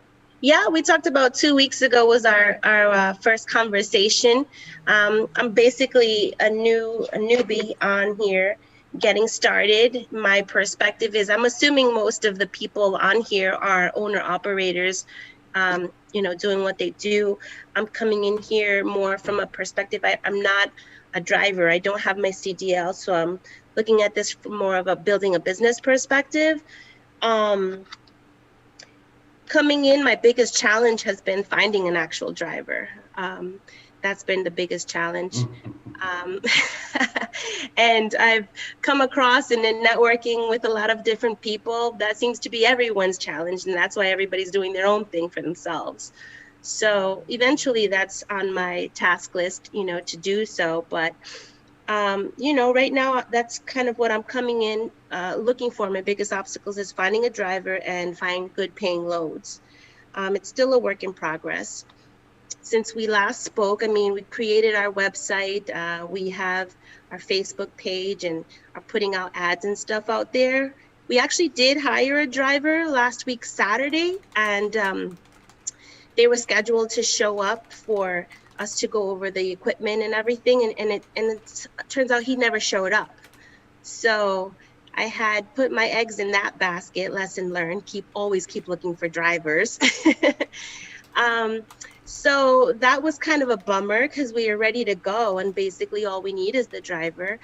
But, I didn't let that deter me. As soon as I got back on the highway heading back home, I'm already in my mind. I thought of you, Ty, when always when you say follow the car.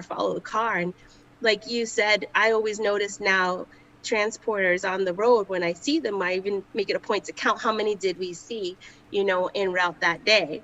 And it just dawned on me to follow one off of the highway. So luckily he didn't go too far. And when he pulled over, and it was a Stinger full of all in-ops, but they were high-end in-ops like Mercedes, Porsches, and those types of cars. He pulled up, and it's next to this dealer who basically refurbishes them and sells them on. I stopped and I spoke with the guy, and we became friends that day. So he turns out he's been in the business for the past 4 years. He started out similar to me. Right now I have a dually with a 5-car hauler. He started out in the same fashion. And within 18 months, he was able to upgrade to his Stinger, 9 cars, and also get a semi with a reefer. And he has someone working that for him too. His lane is from Florida to Minnesota and back. And all he does is load boards. He doesn't even have a steady clientele. But, networking and speaking with people, that's kind of been what I've been doing these past few weeks. Being that my driver didn't show up, and I was going to ask him basically to show me how to load and unload. I'm planning, this is my business, so I want to learn how to operate it, all the ins and outs, even if, the loading and unloading and whatnot. And so my partner and I started to watch videos on YouTube. And shout out to Chico on YouTube, CHYKKO. I saw many videos of him loading and unloading. He has the same equipment that I have. And I started loading and unloading, and it's been the past 2 weeks I've been able to shake the fear of getting on that second deck. And you know, it's been quite fulfilling and exciting to be a part of it and to learn it all. I come from corporate America, so this right here is getting my hands dirty, rolling up my sleeves, and just doing what I got to do to get my business up and running. I did go to a Mannheim auction last week, Tuesday, and that was kind of a bust for me, I think, because the doors were closed, and it was basically majority of the dealers and the buyers was online, so they didn't have it open. So I walked around the lot, there was a lot of action there, a lot of people loading and unloading cars, and I walked around, I don't know, for about 2 hours, just, hey, how you doing? I'm new in the business, you know, just networking and trying to make friends, but nobody really wanted to make friends that day. They were all too busy loading and unloading their vehicles. So I'll go back again some other time, maybe with some coffee or whatever to schmooze them up a little bit. But that's about it. I opened up the ads on Craigslist and on Facebook. We did a Facebook page looking for drivers.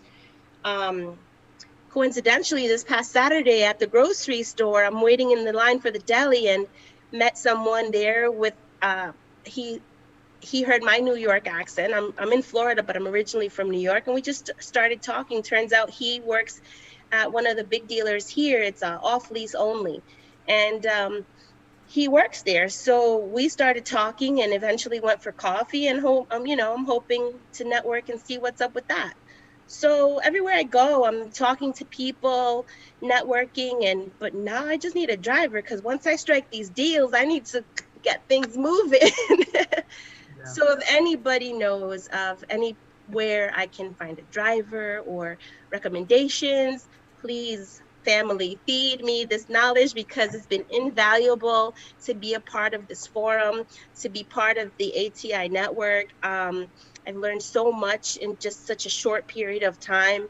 And I've talked to Lionel a few times on insurance quotes and stuff. And even he, said, hey, you know what? Let me call my boy up in Tampa and see if he knows anybody. And I would not have known, Lionel had it not been from this network. And now I'm going to link up with JD soon tomorrow. And hopefully, Andrew, I saw you on one of these calls, a few weeks back.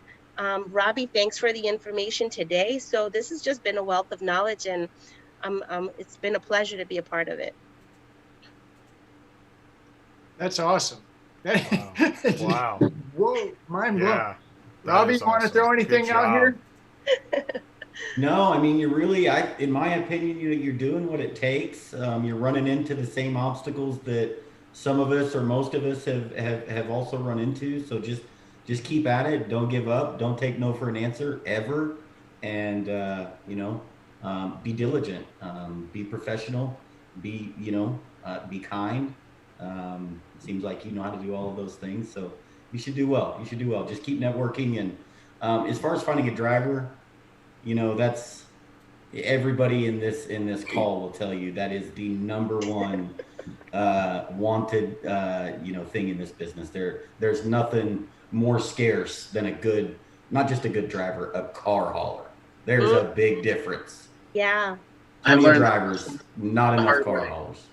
Yeah. So once I find this said driver, I'm sorry, we're going through the intros. I'll ask my questions later on, I guess. Sorry, we're going to go to Lawrence. I want to know what Lawrence, what are you doing? Hey, what's up, buddy? Can you hear me? Yeah, where are you at? Awesome. I'm in the big city of Bowling Green, Kentucky. Bowling Green, Kentucky. And tell us a little bit about, what do you do? I transport the Corvettes out of Bowling Green, Kentucky there. So you're a Corvette guy. You transport Corvettes. That's interesting. And so how did you find this show?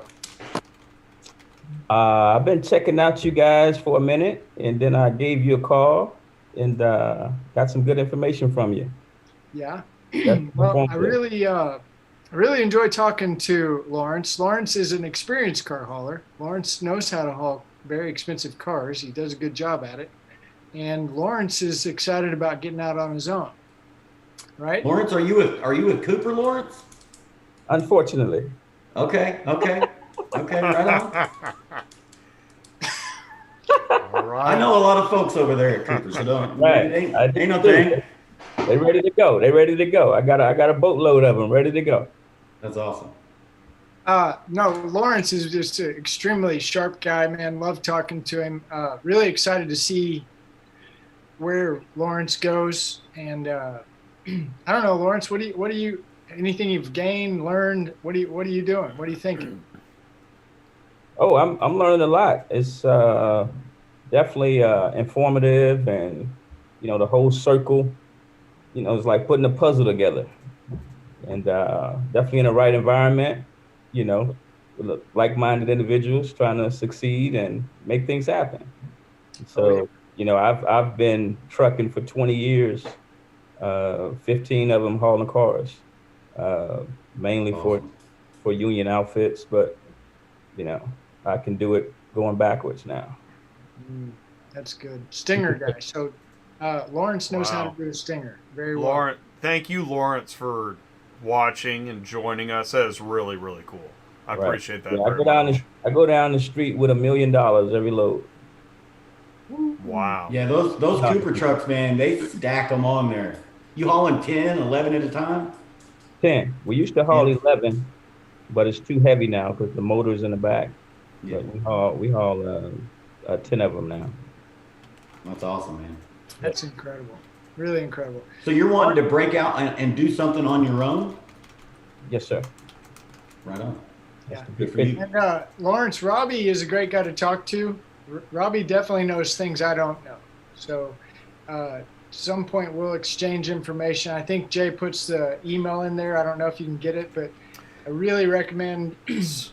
So on that note, what I did was, since there's so many folks here, I put everyone's email in the BCC line when I sent out the invite. So if you want to connect, either tell Ty or do it in the live chat. We want to help you connect, but I didn't just shotgun everyone's information everywhere. Awesome. Fair? Yeah, fair. Well, thank you. Cool. And Lawrence, we may come back to you, but it really is exciting to have a guy like Lawrence in here, and it's fun. This is what I like about what I do. I get to talk to Lawrence, and Lawrence probably knows a lot of things that I don't know. And that again illustrates how we all kind of help each other, So Lawrence, thank you so much. Carlos, you still awake? Hey there. How are you, Ty? Hey, buddy. How are you? Hey, Jay. I'm Hey, all right. Carlos. Heard you had an axle problem. Yeah, I had a fight with a pothole and lost. Fight with a pothole and lost. Welcome to trucking. I'm supposed to be in Cincinnati, Ohio right now, but I am in Pioneer, Tennessee because of that. Oh, man. But you got it taken care of if I read the chat, right? So you're good. Right. I found a parts place and went and bought a new leaf spring and put it on myself, of course. Yeah, you do. So in trucking, I got a video on my YouTube channel about, do you need to be a mechanic to haul cars, right? I don't think yes, you have to be a mechanic, but I think you better know how to get dirty, right? Right. If you don't know how to work on these things, you're a hot shotter, you are in big trouble because it's going to cost you too much. There's no one out here that really works on these trailers. Yeah. So if you don't know how to fix it yourself, you'll be stuck for at least 3 or 4 days. So what kind of truck and trailer are you running? I have a Ram 5500 and a 3-car wedge right now. 3-car wedge, okay. And I'm waiting on to build my Infinity. I'm getting a 5-car Infinity here shortly. Whoa. Now that'll be nice. I think you'll like that, won't you? Yes. Okay. Yes. So, correct me if I'm wrong, but do you and Sue do business? Is that correct? Yes, she's my dispatcher. So you, Sue, and you've been with Sue for a while. Is that right? No, I just started with Sue November. October, November. Okay, good. So this is an example of you can do this. And Carlos, you've been in this business for more than a couple months, right? Yeah, it'll be 6 years in August this time around. It's my second time around. Okay, good. And it seems to be going good with Sue. You seem to be doing okay, making money. Yes. You're what we call a core. By the way, Carlos is what we call a core. Okay, this dude does not miss any show. I mean, he is on it. Man, amazing. If anybody gets an A+ for attendance, it's Carlos. So yes. Thank you, Carlos. We really Not a problem. I love you guys. You guys are full of wealth and knowledge. Wow. Thank you so much. Thank you, Carlos. Okay, I'm gonna go to Lloyd. There's a couple. I don't know if Alex is still here. I told him he's got to get to bed. But Lloyd, I'm excited. Yeah, about Alex Lloyd. is here. Alex is here. Okay. FYI. But let's get Lloyd. Yeah, Lionel, you're with us, buddy. Stay right there. Let's go to Lloyd. Thank you, Lionel.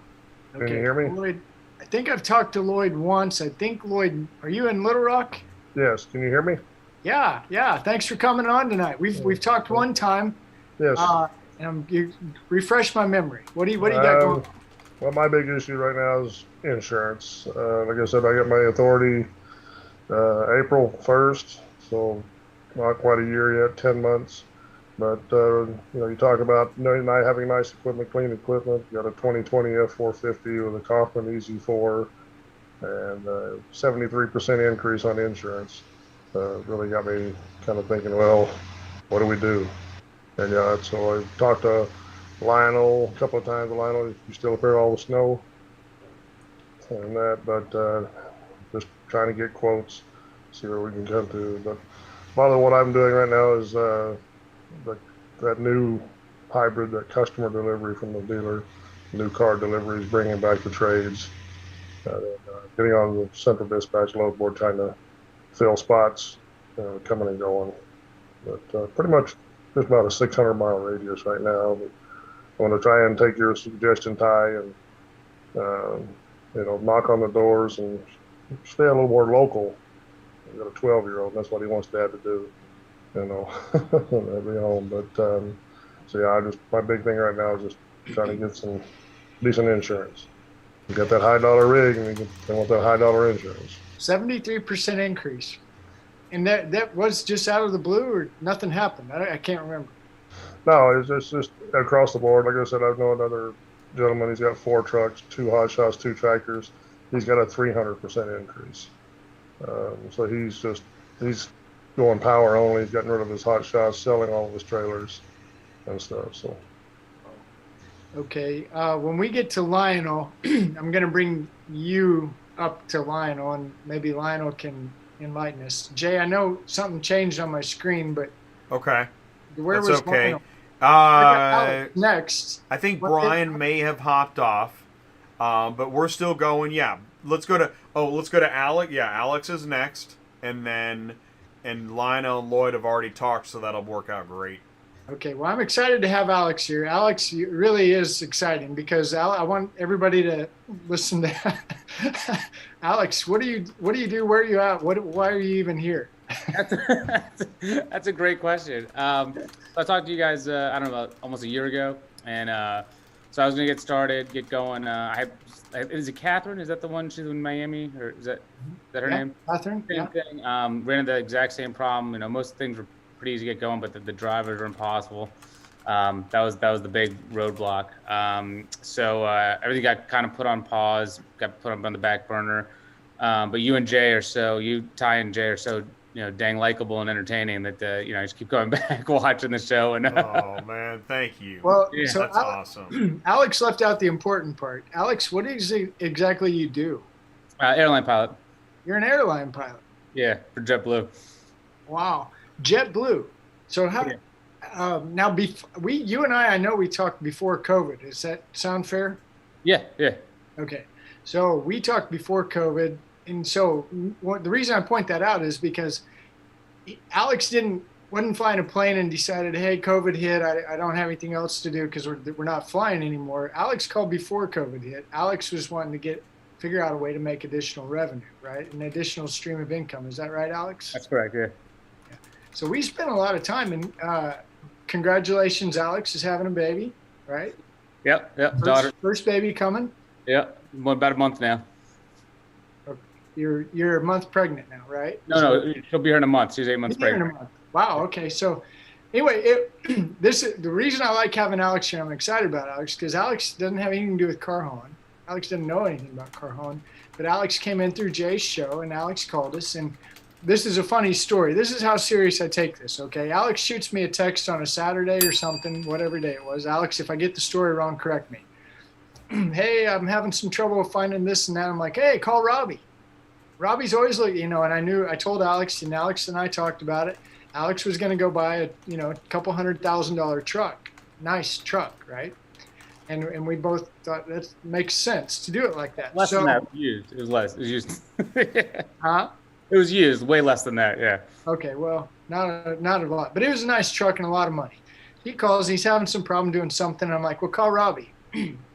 Whatever happened, I kid you not, I did not sleep. I was worried sick about this. Alex went out, bought a truck, spent a lot of money, and now he can't get any on Central. What was it, Alex? That's Central, yeah. Central, you were having some trouble with Central? Or no, I mean, we hadn't started yet. So we, right. Yeah. Yeah, I told you not to lose sleep over. Don't ever worry about me. Don't. Well, I was worried sick because I thought, man, you can't get anything on Central. The broker can't help you. What are we going to do now? So, and the thing about it is that the approach here, the plan, and in that one little clip that Jay shows me, like this commercial, like I can help you if you got what's this, right? That's a great clip. I say something like, let me get to know you. This isn't one size fits all. So we get calls with guys that have real jobs that do fine, that are looking at ways to make additional income, right? And sometimes that can work. I've definitely talked to 5 that I know of for sure that paid me money that said, thank you, I'm not going to get into car hauling, right? So this isn't for everybody, but it is good to have these conversations. So I'm really excited to have Alex here because Alex flies planes. Alex is cool. Alex is maybe not going to be in car hauling, maybe not. Where are you at now, Alex? On the fence. I remember the first phone call you had. You're like, well, we're gonna spend some money. I don't know if we're talking. I'm like, listen, if this is a bad idea, it'll be the best $100 I spent.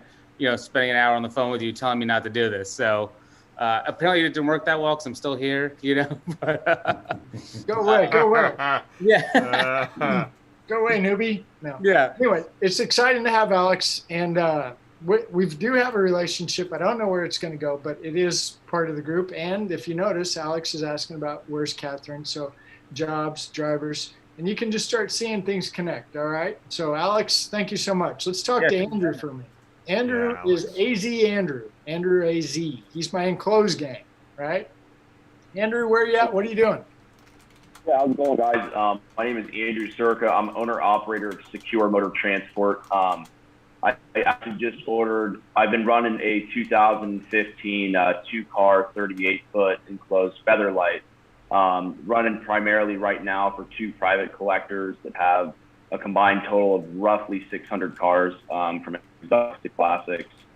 And I'm running them back and forth from their houses all around the state. Proud to say I just ordered a new 2021 Sundowner 2-car enclosed 44-foot. With a nice little sleeping quarters and the gooseneck overhang. So very excited about that guy. It's about 5 months out from being built. So I'm excited with that. But I run out of Scottsdale. I'm running primarily for these 2 collectors right now. Finishing out a promised term at American Express for a boss. It's actually a family friend, and that term runs out later this year. And then I'll be going full bore because I've got roughly 15 to 20 collectors that want me to start driving for them. So fortunately enough, I've had the clientele built up over the last couple of years. I'm looking forward to doing it full time. I got that sweet new trailer on the way and I got cars to haul. So I'm actually taking a 67 Mustang B500 number 11 ever made, along with a 67 Corvette split window up to a guy's house in Flagstaff tomorrow morning at about 4 a.m. Arizona time. So it's a good time. It's fun.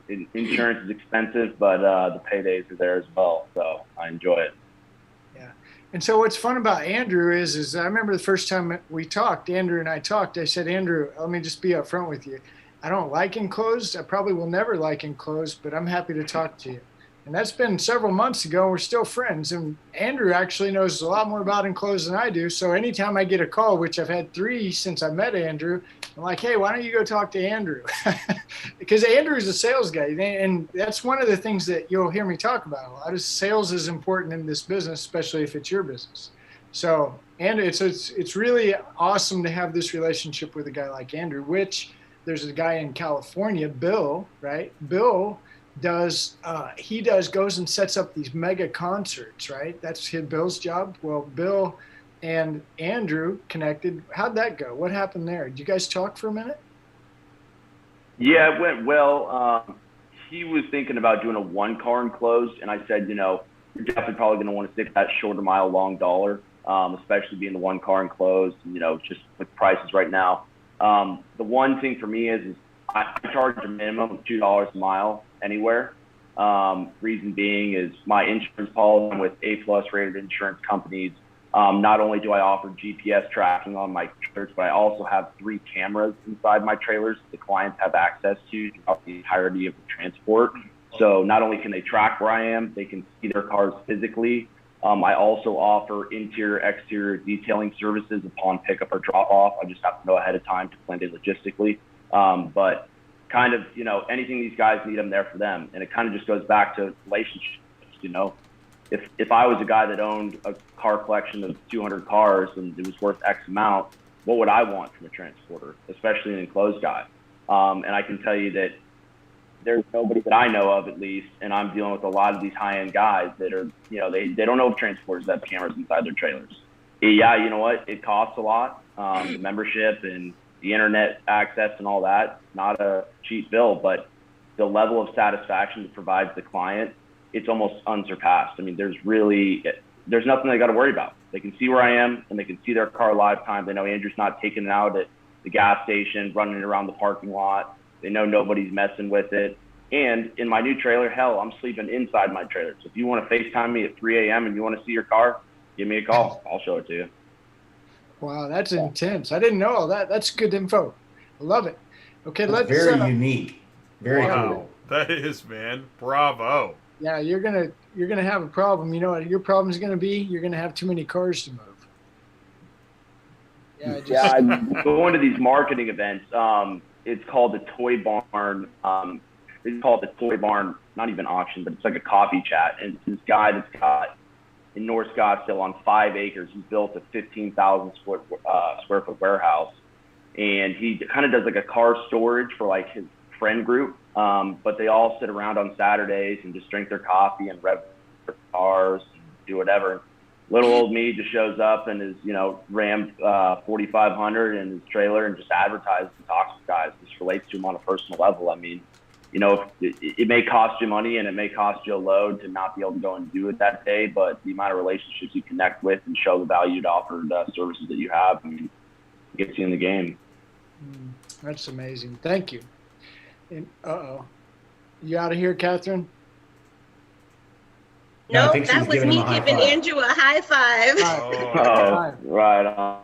That was really good, Andrew. Yeah, wow. Really good, man. Blew me away. Okay, let's we got 1, 2, 3, 4, 5, 6 to go. Is that right? Benjamin. We're gonna be here till midnight. I love it. We're rolling this baby now. Yeah. Benjamin, where are you at? What are you doing? Hey guys, I'm in Charleston, South Carolina. Me and the wife been pondering around the thought of maybe getting into this. I spoke with you today.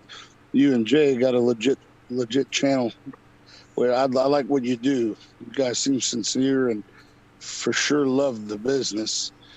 So I'm all ears, 2 ears, 1 mouth type thing here. Good. Yeah, we had a little Thank bit you. talk That's awesome. today, and this Ben, I told Ben I had to apologize towards the end of the conversation because my voice changed. And I know the color of my face changed, and I think I even said a couple cuss words, didn't I, Ben? That's all right. So Ben's wanting to get in it. Ben's got some ideas, and we're going to talk to Ben again, and we're going to try to get Ben on the right direction. So I wanted Ben to be here just because Ben, here's kind of the backdrop I'll give for Ben real quick. With COVID, things changed in Ben's life, and because of that change, they're as a family unit, tight family, wanting to continue to be tight and still kind of do this virtual mobile life. And so as we talk, we're kind of looking at different ideas that might make more sense for Ben to get into the business. So I'm excited to have Ben here. Thank you, Ben. And Thank Alicia, you. right? That's All right, right. now I'm going to go on. Hi, there she That's is. awesome. Yeah, I heard she's in the background listening to me raise my voice and cuss. Sorry. Yeah, I'm more of I could be the driver, but I'm more on the book side. So that's where I would come in, make sure that we follow all the guidelines and stay up on the books. Good. Okay. Yes. Which is a common partnership setup. Yeah. So sounds good. Yeah. So I'm more like the gentleman before with the cameras. I'd be more of like making sure that no one can come back and say, like you said earlier in the phone call, oh, where'd that scratch come from? Or I would be more of the tech side of keeping it all in line and in check, I guess. That's good. That's good. Well, thank you both for being here. I'm going to move on to Finest Towing. This is John. Now, I've had a chance to talk to John, and I'm really excited John's here because hey, Ty. This guy, I've never met him, don't know him, just talked to him on the phone, but I love him. So, John, where are you at? What do you do? We're up in New Jersey, Bayville. Jersey. My wife, LouAnn, you spoke to her on the phone. Hi, Ty. Hi. She's the logistics and the billing end of this. We are brand new, been open about a year now, year and a half. We did a lot of due diligence in our own backyard with car dealers. I called out a lot of contacts I've made through the years, and it actually took off. When I spoke to you, you told me about the buy here, pay here, and that also took off. What a week. We're pulling out about 25, 30 cars just out of that a week. So somebody hit the bell, Jay. Ring that bell. Wow, that calls for a... All right. Yeah. Okay. That right there. I love it. Okay. Sorry, I interrupted you, John. Say that one more time. All together, we're doing a good 80, 90 cars a week between dealerships and your buy here, pay here. Of course, we do our classics and our exotics. We're doing motorcycles. We're running 3 trucks in a closed, open, and a flatbed F650. So it's really been absolutely crazy. We do have problems with drivers. That's an issue. Insurance and fuel has become an issue, but we're surviving. So we're doing okay. Yeah. And we talked about short mile, long dollar, and somehow that made some sense to you, didn't it? Very, very. Did you kind of reel it in a little bit, or are you still kind of working that out? No, we're staying local. We're staying local, and like I said, it's the local dealers. If you do the right thing and you're on time, they love you to death all day long. Yeah. They just keep throwing them at you. It'll get more, I promise. It spreads like fire. It's the most amazing, beautiful thing I've ever seen in my life. I love when the phone rings. I love it. They're calling you, right? I love it. Yeah. Okay. Well, that's why I was excited. It really does mean a lot to meet you guys, to see your face, to hear you, because when I remember there's a couple people I talked to, and you as many people as I talked to on the phone about this business, there are people that are like, they almost hang the phone up on you while this conversation, because all the lights went on, all the camera, and John was one of those guys. So thank you guys so much for being here, and we really are excited about it. You guys are the best. Thank you. Yeah, we can't thank you enough for all the information. Young lady that's down in Florida, we did find a really great guy on Indeed, so tell her to go on Indeed, and just stay on top of your driver, stay on top of your equipment and things like that. And it's prosperous, but it's a lot of work. We do it together, so it makes it worth it. That's great. That's great. That is such a good. We may bring you guys in on a Friday show sometime, just to one-on-one it. But anyway, thanks so much. I'm going to go to Shannon. Thanks, guys. Shannon. Hey, guys. Shannon and I spent some time on the phone. Shannon, where are you at? What are you doing? What's that? Where are you at and what are you doing? Hey, so I'm out of Louisville, Kentucky, owner-operator of RoadRunner Express Services. I've been in business for approximately a year and a half now. I had built up a base in Louisville, Kentucky that consisted of about 4 or 5 dealers, which I was doing a lot of OTR driving. So right now I'm in the process of switching over to the short mile, long dollar methodology. I'm in the process of doing that and then building that up. It's going pretty well. And actually in the process of buying some new equipment as well due to an accident I was in last week, but could be a good opportunity to upgrade that. So Ty and Jay, really appreciate all the information and the wealth of knowledge that you guys share. And that's been very helpful. So thank you. Okay, Tom, I'm going to come back to you in a minute. Here's what I want to do. If you're tired, if you're late, if you got to get up early tomorrow, promise it doesn't hurt my feelings at all to jet. Okay, if I haven't got to you, we're trying to get to you. But if you need to go, it's perfectly okay. And in fact, yeah, Trevor had to go. He had to hop off. So yeah, if you can stick around for another hour, but this is a late night, and I totally get it. So we're blazing through here. Shannon, I wanted to come back to you. Alex, you out? I gotta go. Gotta get up early. But hey, everybody, nice meeting you guys, and keep kicking butt. All right. Thank you, Alex. Thank you, Alex. Ben, you out of here? Benjamin? JD's gone. JD waved. Okay. Thank you, JD. No, I'm still here, but I'm okay. doing stuff on the computer, trying to work a little bit. So I'll turn the video off and come on and off. Right on. Shannon is a 1-ton and a 2-car trailer. Right. Okay, and you got hit. Somebody hit. You sent me a picture. Somebody hit your truck. So now you don't have. Right. Right. Right. You're running off the kind of the load board, and you kind of made some customers. And the more we talk, the more you're thinking there may be something to this shorter mile stuff. Is that fair? Yeah, absolutely. I think it makes perfect sense. And I've actually even talked to several salespeople knowing your sales background, and everything that you're saying matches cohesively with the standard sales practices to build, a network, in the area that you're in. So that makes, perfect sense.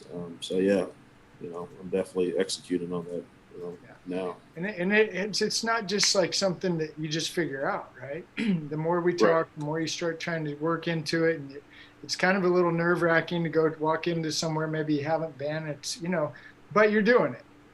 Fair? Right. Yeah. Yeah, absolutely. And we're talking about equipment now that this truck's crashed. Get it fixed, maybe sell it, maybe get a different truck. So, the point being, guys, is it can be a great business, but there are plenty of obstacles. So Shannon's a great guy that's really open to new ideas and working. And tell us again, Louisville, Kentucky, is that right? That's right. Yep. Louisville, Kentucky, 2-car trailer right now. And we're maybe going to upgrade what we're talking about. So thank you so much for being here. Who's next? Hey, by the way, shout out in the live chat. Fulcrum Indicate, any haulers in the Baltimore area in the live chat. So just pointing that out. Loving this. Thank you. Okay. Who's that down there next to Shannon? iPhone. Oh yeah, iPhone. Yeah, who is that iPhone? Green hat, green hoodie. That's me. That's you. That's me, Dwayne. Dwayne. Hey, Dwayne made it. Hey, Dwayne. Hey, awesome. Uh-oh, what happened? Oh, just a little lag there. Where are you at, Dwayne? We're out of Waldorf, Maryland. Waldorf, Maryland. Wow. Now, how did you get here? Well, remember I contacted you right after where the COVID first started. When I used to be a repossession, and then when it shut down, that's when we got talking. Okay. And what are you doing? Right now, everything started. Got to just do insurance, and we're good to go. Okay, and you're going to haul cars? Correct. I got a 2020 3500 and a 3-car Kaufman. Wow, that's good. And up in Maryland, is that right? Okay. Got you 2020 Ram 3500. 3500, the 3-car. Kaufman? Yep. Okay. And up in Maryland, what came from repos. So you've been in and out of auctions. I'm starting to remember it because I think I may have told you the auction people that you know and deal with on a daily basis from the repo side of it probably know who to go talk to get cars to come out. I think. Correct. So how's that working? Well, like I told you before, waiting just for the insurance to get that done. More or less right now, just waiting for the weather to change out. But everything is good to go right now. So we have stuff lined up, just waiting to talk to Lionel to get the insurance started. And that's it. Okay, and that's awesome. So thank you for being here. This is good. And we'll definitely be talking to Dwayne more because he comes from the repo side. And that's where I say, follow the car, follow the car, follow the car. That's what I'm talking, follow the car. Well, how to get to the repo yard? Where did it come from to get to the repo yard? How did you, Oh, yeah. We dealt with a lot of the buy here, pay here dealerships. We dealt with a lot of the banks. So I made a lot of contacts through the repossessions. Wow. Yeah. So you said you're in Maryland? Correct. Waldorf, Maryland. Somebody in the chat just said they have cars to move in East Baltimore. I don't know if you go over to Baltimore from Waldorf. Oh, yeah. That's only 40 minutes from me. Looks like Fulcrum Indicate. How do you get in touch with them? That is a good question. Can you see the live chat? Yeah, on let me another try device? to. I'll try to communicate. Fulcrum in. Oh, here it is. He says, "What's his company name and info?" Boom. What? I got a nose Dwayne. for cars that need to be hauled. What's your contact info, Dwayne? It's N, the letter N, the number 2, and then it's Deep, DEEP, Enterprise, LLC. At? Dwayne at? Yes. Dwayne at N2DeepEnterpriseLLC.com? Correct. What is it? Cool. No, leave the LLC off. Leave the LLC off. Oh, leave the LLC off. All right, so sorry again. Dwayne at N2DeepEnterprise.com. Dwayne at N2DeepEnterprise.com. There it is. Oh, Lawrence Moore's ringing the bell. Man, thank you. Of appreciation. Thank you so much. You have just the letter N, correct? Yeah, just the letter N. In fact, theoretically, I could go to N2DeepEnterprise.com. That pull up a web page? No. No. It's just a domain. Yeah, it's parked. You want the number? Tell my phone number: 301. 526. 4333. 301-526-4333. That is Dwayne in Maryland. You are networking live on Groundhog's Roundtable on Auto Transport Intel. There you go. Awesome, man. Yeah. Robbie caught that. Good job, Robbie. That was great. Yeah, thank you, Robbie. Fantastic. Dwayne, okay, thanks for coming. I'm going to see who's this down here. We got 2 more, I think. And hey, before we move on, and actually I wanted to know this as well. John, so Finest Towing, do you have a website, contact info? We're on Instagram right now. You can find us on Finest. We're on Facebook, of course. We've been so busy. Everybody keeps telling us to build a webpage. I'm actually afraid to. Because that's excellent. I'm afraid to. You know? How about a phone number or an email address that we can share? Yeah, it's finestprofessionals@yahoo.com. And our phone number is 856-236-5344. Before I hit enter, finestprofessionals@yahoo.com. Correct. 856-236-5344. That's perfect. That's it's in the live chat. Awesome. Awesome. Fantastic. Thank you. Thank you very much. We got 2 more. We got down at the bottom. I don't know. I can't really see who that is or name or anything. Do you know who that is, Jay? And Fulcrum Indicate's going to give a holler. And also, before I do that, What's your Instagram, Finest Towing? Just Finest Towing, correct. One word? Yes. Finest Towing, man, that's right. You'll see our symbol, too. You'll be able to see it right away. You'll know it's us. And then Brian Pepson is hitting the appreciation bell. This is great, you guys. Really, thank you so much. I really appreciate it. Now, I believe, Ty, you were trying to get to Terone Mixon, right? Yeah. Okay, Hey, great. Terone, are you there? Yeah, that's me. What's going on? What's going on, Ty? Hey, buddy. I haven't talked to Terone in a while. Where are you at? I'm coming out of Dallas now with a load heading back to Jackson, Mississippi, hometown. Wow, that's awesome. And you're driving a truck right now? What are you driving? Yeah, I'm in my 2020 Ram, 2500 with 3-car Texas Pride Wedge. Ooh, excellent. Where are you based out of? Out of Raymond, Mississippi. I'm based out of Raymond, Mississippi. You know, I talked to you. It's been probably about a month ago. You gave me a call, and you told me the same thing you told everybody else about the short mile long dollar. But you know, I'm so new in the industry. You know, so I gotta work my way there. You know, I'm only been doing this for 2 months. So, but I mean, I've been pretty busy. I'm a low boy hustler right now. You know, I've been trying to make relationships. I probably handed out 400 cars easy. Wow, that's great. You hear me? Yeah. Yeah. So, okay. Yeah. So, I got one main customer. It's an old school friend of mine. He sells cars. So, I actually got 3 of his cars on me now. I'm bringing back. Wow. I mean, you know, it's going. It's slow, but it's picking on up. You know, like I said, 2.5 months. You know, and what more? You know, can you want? You know, so.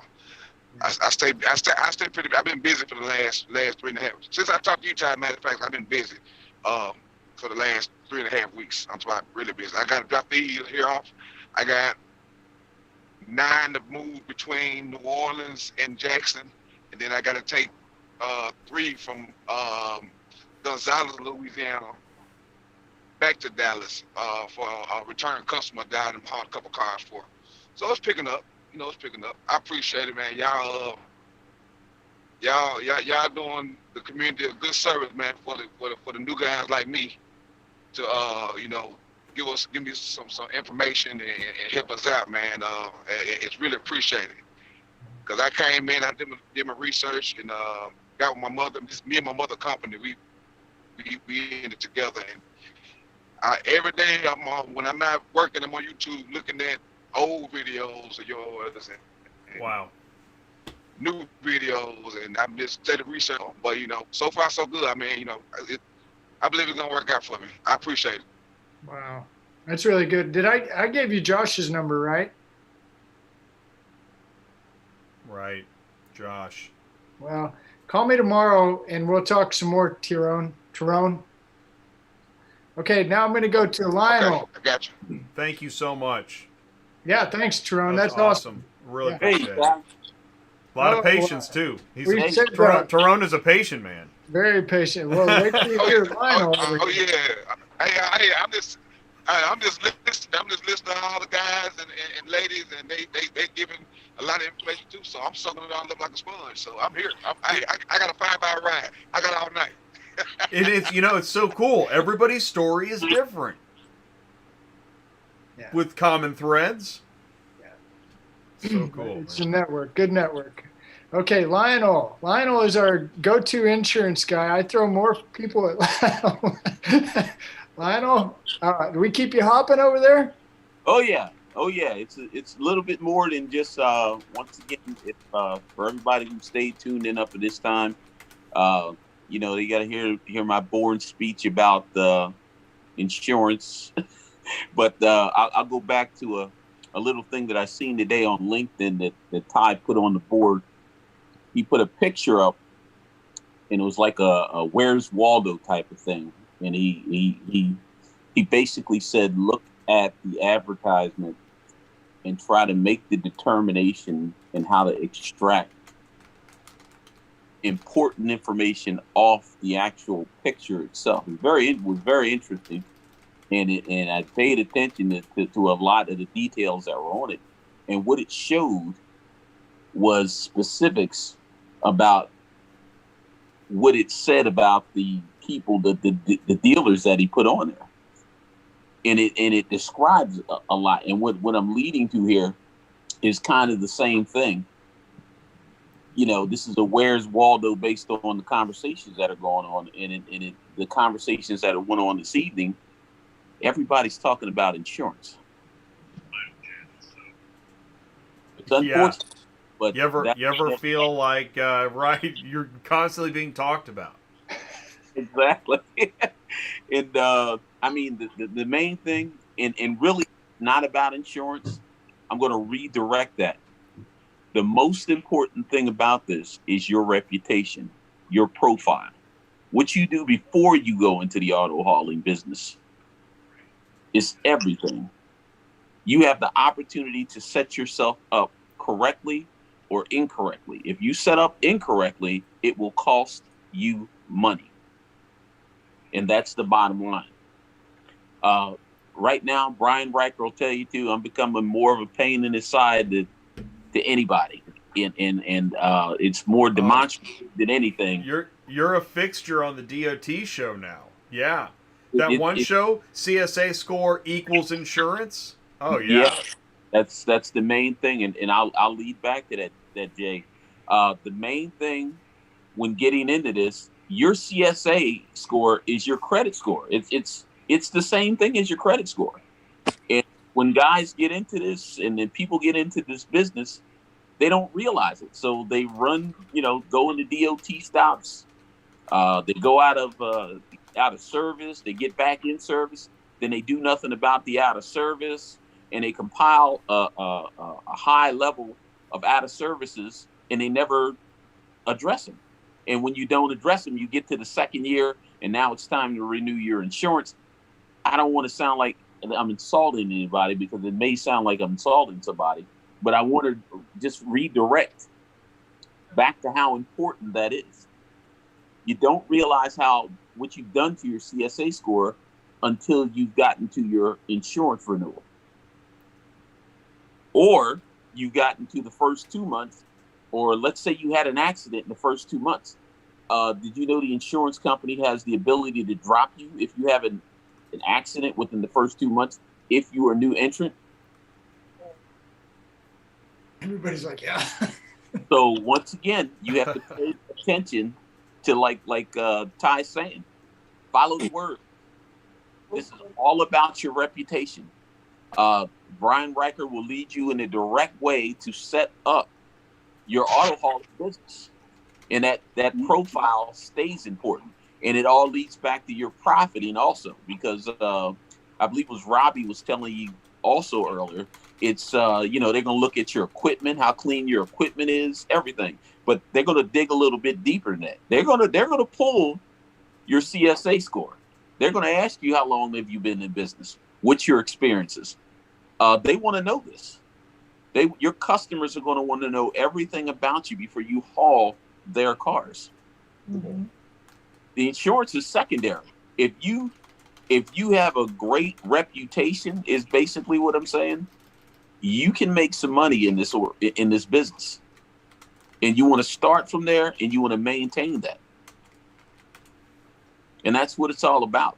But beyond that, everyone, this is also a networking opportunity. Ty was talking earlier about a guy who we helped out with a broke down trailer down in Birmingham, Alabama. It's a funny story. I actually got the referral from Jay from RPM. And I called, I think it's, who is that up there? I think his name was Anthony. Right, Anthony Kuntz at RPM, yeah. Mm-hmm. Yeah, got a referral to him. Anthony sent me up to Mike Schneider. Mike Schneider put the 9-car carrier, Antonio Davis, which was a guy that called into Ty. He calls in, I send him to RPM. He signs up with RPM that day to bypass the 90-day rule. because they are in a dire need for 9-car haulers. And it just happens that Antonio has one. He goes down to Burn, pick up a load, picks up the load, goes to pick it up, and he blew a hydraulic cylinder.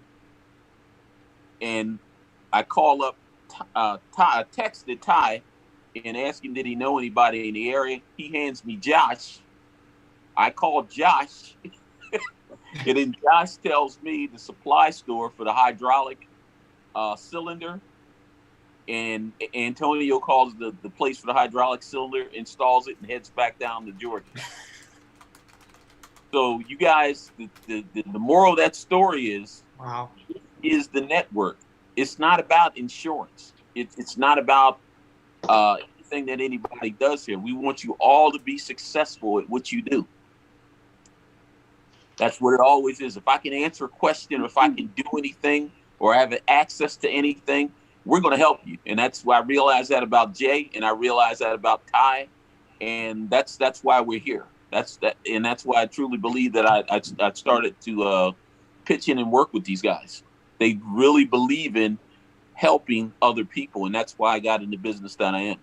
Wow, thank you. That is really nice. And while we're doing that too, I'm going to go ahead and I'm hitting the cowbell for Lincoln Guzman. Thank you, Lincoln and Catherine. Jump in there if I could. Yeah, that's awesome. I called and I spoke with Lionel a couple months ago now, and I was anticipating to talk about insurance, and it went from insurance to networking to social media presence to, I mean, the guy's a wealth of knowledge. He's not just about insurance. So going back to his point, I mean, Ty and Jay, they're very well connected in this industry. So, you can call them, ask about one thing, and they may not know it. They're going to point you in the direction of somebody who does. So if you want some good tips on building an online presence specifically, give Lionel a call. I mean, he's very well versed on insurance, but he's got some good tips as well. So Lionel, I appreciate that conversation that we had a little while back, and glad to see you're doing well. No problem. We thank you. We thank you. And we get so jazzed from seeing folks connect, and I love that. It is amazing. That's the best part. So here's what I'm going to do. I'm going to tell everybody thank you. I'm going to tell everybody this was way better than anything I've done today. And, yeah. I'm going to hand it off to Robbie, and then I want Robbie to hand it to Jay, and then we'll wrap it up. Is that good? Yes, and this is so funny. Lincoln Guzman, he's digging some of the comedy. He's requesting that I wear the Sherlock Holmes hat on Thursday on Dispatching Live. So, yeah, and now I have to do that. Robbie, again, Robbie's down. If I could jump in real quick. Yeah. I got to get off. I got to get those cars at the Flagstaff early in the morning, so I got to jump off. But Ty, let's connect sometime tomorrow. And I appreciate everybody tonight, this evening. Thank you for the opportunity, and I look forward to the next time. Yeah, make sure you go buy GameStop tomorrow, everybody. Oh. All right. Watch a few more videos before you... Go buy it. Interesting. Very interesting. I've been watching videos about that. All right, listen, man. Thank you so much. We won't keep everyone till 11. There's no deadline, but thank you. If you gotta go, jump off. We'll stick around for a little bit longer. Ty, does that include you, or you off? Anybody who wants to get in contact with me, easiest way is securemotortransport.com. My email's on there, and my cell phone number is on there as well. Anybody who'd like to connect, feel free to give me a call or shoot me an email, and we'll go from there. Awesome. Hey, guys. Cool. I just put it in the live chat. You got it. Thank you. That's Thanks, awesome. Andrew. Appreciate that, Andrew. All right. Guys, I also got to go. Yeah, I'm going to have to call it a night. Run. Yeah. I'll watch the rest of the show once it's posted, but it was great meeting everyone. Looking forward to connect and network with everyone. The best way to reach me is on LinkedIn. I'm always on that. That's actually how I found you two and the show. I know, right? We connected on LinkedIn. But yeah, and if anyone needs any kind of services or time want to chat, Catherine, look me up tomorrow, and we'll definitely get talking and see what we can do. All right? Have a good evening, and thanks for having me. Thank you Thanks, so JD. much, JD. And that is also, and what I'll be doing too is I've been sharing a lot of contact info in the live chat. This show's going to make me work hard because in the YouTube description in the next 48 hours, I'm going to be putting all this stuff, time codes, links. It's going to be nuts. That'd be nuts. Okay, so I could keep talking forever, but I want Robbie to kind of wrap it up on my end because I can say the same thing 100 times. I think it's always good to hear somebody else's perspective. Robbie, how was tonight? What do you think? Oh man, it was great. I think we had some great people on tonight. You know, some folks that are just getting in, some folks that have been in it for a year or two. You know, some great guests tonight. I think a lot of great information. Yeah. Well, and I like how you were paying attention. You know, you're seeing stuff in the live chat. You're connecting people. You know, like I said, that's why I like bringing other people in here because I got a whole page of notes on tonight too. I saw that. Oh yeah, see, it's interesting. My notes was the live chat, so yeah, but I'm with you. Always taking notes. Well, Catherine's writing a book over there. I'm pretty sure. I wanted to hammer something home that Lionel. A sponge. I am absorbing all information. Exactly. Did you see her when she was talking? She was reading off bullet points. I love that stuff. Robbie. Look here. Oh, yeah, exactly. Exactly. Robbie? I just wanted to drive home something Lionel said. You know, I think the two most important things, I mean, in this business, certainly, maybe in any business, you know, related to transportation, that safety CSA score and your reputation. I mean, those two things will make you or break you, and he nailed it. He's exactly right. That's the name of the game. Yeah, which, you know, I try to wrap that around the morals, ethics, integrity. And I think we're saying the same thing. I like the way Robbie says it, and I really like the way Lionel says it. And I think the message, so as we're having this meeting, here's the way I perceive it. I look at this as if I'm a car dealer and I need somebody to haul my cars, right? Okay, so I'm blowing through YouTube. I come across a couple crazy guys on YouTube and they're talking about car haulers. Well, the number one thing I want a dealer to understand is we're trying to do a grassroots movement of real people that have real morals, that have real integrity and real ethics in business. We're all here to make money, guys. And I can promise you, I have made plenty of money. Robbie, we've all made plenty of money in this business. It's a lot of opportunity. And what Lionel's saying, what Robbie's saying is those opportunities come much faster, much better, and more awesome when you're operating on a foundation of morals, ethics, and values. Is that fair? There you go. Yeah, Jay, yeah. back in your court. Yeah. Yes. My piece. I'm out. Peace out. Yeah. Are you out of here? I'm let me see where we're at on time. I do have to get up pretty early. 10:30. Yeah. How is everybody else doing on time? Anybody need to go? Dwayne, you're okay? And because here's what we can do. Because Robbie, you're out of here. Yeah, I think I'm gonna bow out, guys. I'm pretty wore out. Yeah. No, you stuck around a long time. Thank you so much, Robbie. Thanks, Robbie. Really, I really appreciate everybody. Anybody needs me, I put my contact info in the chat. So feel free to reach out. I'm happy to help or point you in the right direction. And if I don't know the answer, I'll find it for you. And thank you. I think we might have you back on next month. So thank you so much, Robbie. Sounds good, guys. Thanks very much, buddy. Great job, Ty. Great job, Jay. Thank you. Thank you. Anybody else need to go? Put up. I'm the going to go ahead and jet, Jay. Yeah. I got to get up pretty early and head. Yeah, I know you are. You're an early riser. Yeah. I'm the night owl. Everybody, Lawrence, nice to meet you. Catherine, good to see you again. Lloyd, nice to meet you. Shannon, good to see your face. Carlos, love you. John and I'm sorry, what? LouAnn. LouAnn. LouAnn. Okay, cool. I love you guys. I do. Yeah, me too. Thank you for everything, Ty. Thank you, Jay. You guys Thank are you awesome. very much. All right, we'll see you. Good night, Ty. All right, so let's see here, make some notes here. Now our lead coach just left, right? He is the roundtable coach. But I mean, I network like crazy, and you know, some of the things that's interesting is, so Ty and I, we don't talk every day. We catch up. Even like earlier, he said, "Can I call you back?" I said, "No, you can't."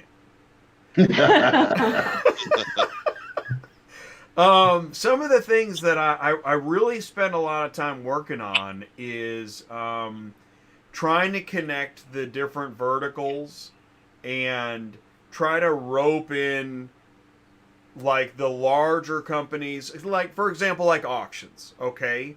Auctions clearly interact with a lot of carriers, but if you want to talk at a granular level with an auction rep about what's happening in auto transport, man, they'll say, pass. I don't want to talk about it. I don't know how to talk about it. In fact, I even had a group tell me, wow, you're really talking about auto transport in a way that we don't even within our organization, we're not, you know, way more than we know. And I'm saying, well, but I don't know as much as even like Ty. You know, I've never loaded, I've never unloaded. Everybody here has done more on a truck than I have, but that is one aspect of the bigger picture. Even like the auction reps that I was talking to, none of them have loaded or unloaded. And so we've got to find a way to open that conversation so it's not so scary, so we can connect, so we can share information. Even like, I'll just say the number one load board, when we give feedback about their load board, the developers have no idea what we're talking about. And so it just, I don't even know why. Why do you need to know if it's an in-op? Why do you need to know beyond that it's an in-op? Why do you need to know all this stuff? And so there's just so much disconnect. And so that's the bigger picture that I'm always working on. But then when we get to the show to do on a Tuesday night, to get to the granular level of that vertical, like the Draver show last Tuesday night, I know, like, we had some folks in the live chat that were a little frustrated with, some of the rates that were being talked about, but it's not the same. It's not the same business. You can't be a 9-car. You can't sell your 9-car trailer and then go work in pickup and delivery concierge and have the same lifestyle, because it's just not the same. But yet we're seeing companies that are connecting stingers with single car flatbeds and building businesses around it. I think that's why when Andrew was talking about what he's doing with concierge, now that's really, not everybody can do that, but finding a way to extend your brand, like a cereal company will say, well, we extended our brand by offering toaster strudel. Just offering additional versions of what it is that you already have is how you extend your brand. And so, right, and John, you guys, how much equipment do you have? We have a 2-car flatbed. We have a 40-foot gooseneck open car, 2-car, and we have a 32 enclosed. It's an interesting combination. Yeah, I didn't want to be one-dimensional because we were getting too many inquiries about classics and exotics and this and that, and I wanted to get the whole ball of wax. So it's working. It's working. So. Well, that's the thing. So then, let's say you can't. I mean, obviously, there's a boundary to, being able to acquire other equipment, and that's where networking is the key. Right. Right. That's what I've learned. Every fleet that I talk to subhauls with other fleets. So even though only one fleet can get the contract, they got to remain friendly with all the other fleets. Correct. Jay, I'll tell you. Yeah. I'm sorry to interrupt you. No, please. We had a new car dealer call us. They had 10, 15 new cars coming into the Philadelphia port area. And I was honest, we couldn't handle them all. I didn't know what, both of us didn't know what to do. We looked at each other like, okay, great. We have business, all this business coming. What do we do with it? I ended up subcontracting a guy with his own 10-car hauler, tractor trailer. I paid him what he wanted for a car. And you know what? I still made money sitting at my kitchen table. So where did you find that subcontractor, if I may ask? Just networking through people in the business. There's guys out there that are hungry and they're willing to do it. Always make sure that they're a good representative of what you want your company to look like. That's the most important thing. Whether they're going into a car dealership to pick up something for you, just make sure that they represent what you want everyone to see. Clean cut, it's very important to us. And it's worked so far. He's the schmoozer. My husband is the, he really is. He's the charmer. He's the schmoozer. They call me the toe pimp. I'm the one I know how much work we're doing, how much money we're making, and he's charismatic. And they actually are coming to him now. The phone is ringing saying, can you help us? A lot of people need stuff moved. Yeah, it's actually moving past cars, which is crazy. Yeah. The industry is just really growing. I think they know because we haven't enclosed. They're asking us to haul a lot of strange things for them. We do a lot in and out of Florida, and there's a lot of stuff that we can't handle in and out of there that maybe you could help us with. Because we hate Absolutely. We will always find someone we trust, and that will be a good extended representative of us. Because we hate to turn people down. No, as a new business for me, like I said, the challenge has been finding a high quality driver. Never mind high quality, a good driver. And, that's been my challenge. But then also as a newcomer, just started this business officially in November of 2020. So, I know for even on the load board, you have to have a certain number of months or years to even be able to book a certain kind of freight or load.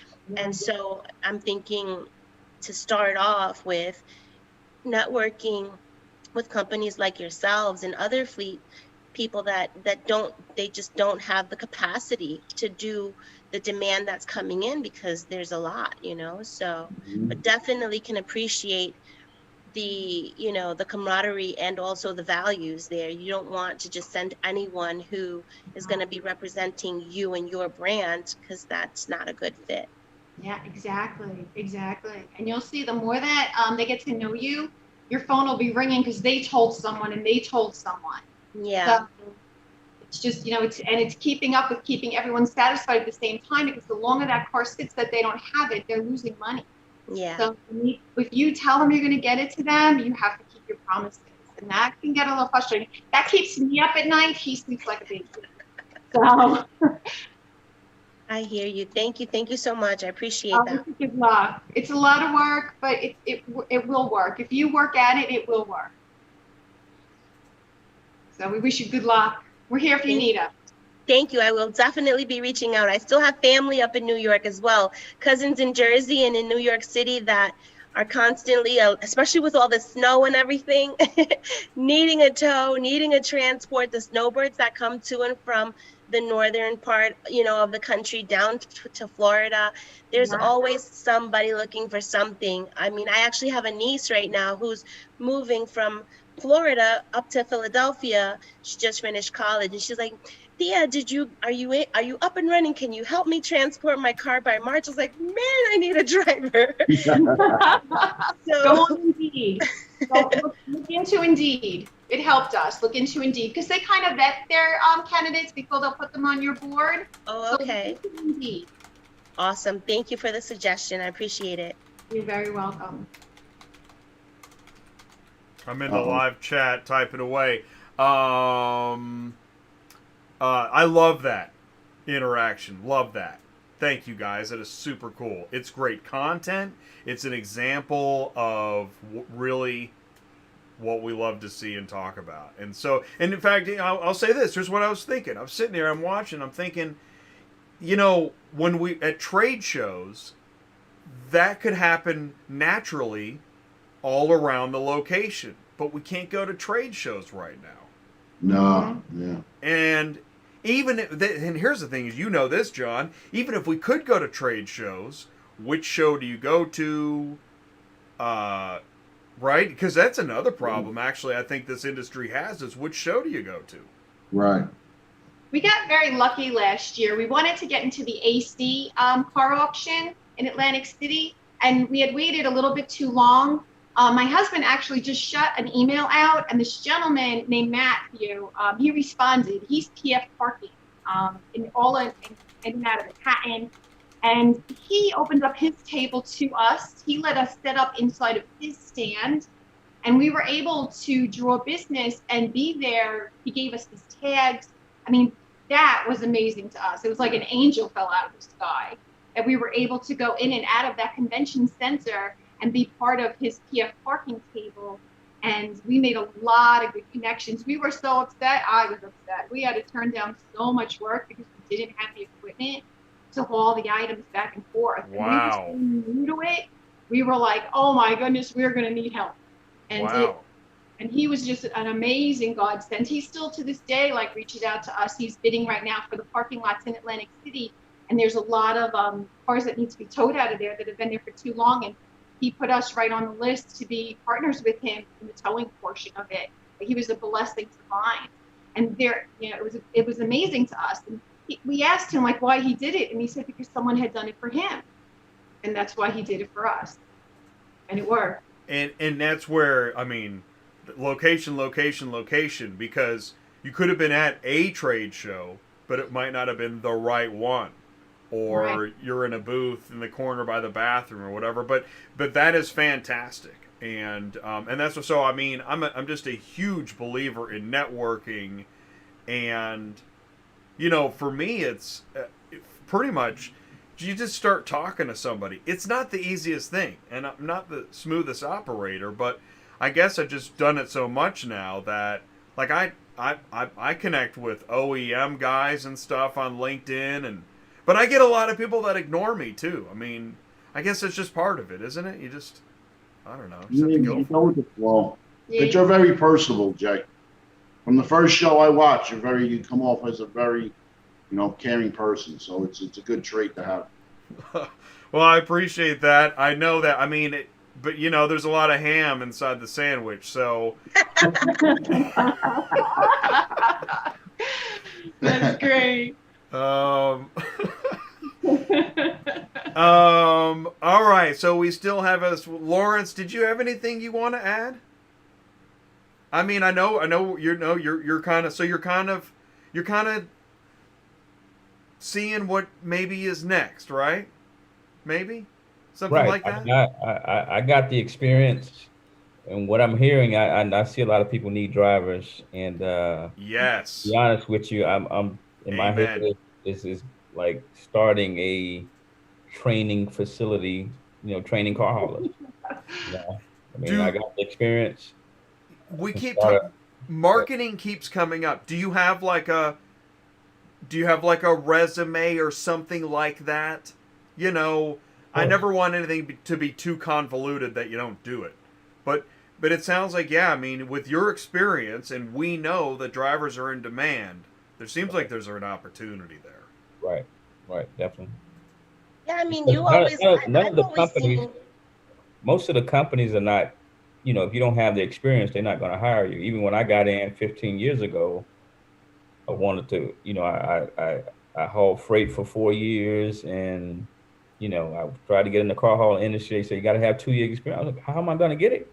Yeah. And nobody's teaching anyone to do that trade. So. True. Mm-hmm. Well, and I agree with you. Light bulb went off. Yeah.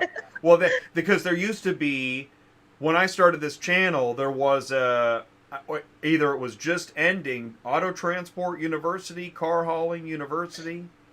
It was a thing. You guys, it's not a thing anymore. It was a thing. It was temporary. It was actually in Florida. Right. And I'm going off memory here, so I could be wrong on something, but I believe it was called Car Hauler University. I believe they had a location in Florida, somewhere near Orlando-ish. That's a good location. But I think maybe the overhead was too high. I don't know why it didn't work. Right. But yes, as far as I know, there isn't any third-party auto transport, car hauler, university location, or, there's in-house training, and then there's some other kinds of programs and ebooks out there. But yeah, I don't know what it would take to get it going, but it seems like an opportunity. Yeah, it's a necessity. I really believe it's a necessity. Lawrence, where are you located? I'm in Bowling Green, Kentucky. Okay.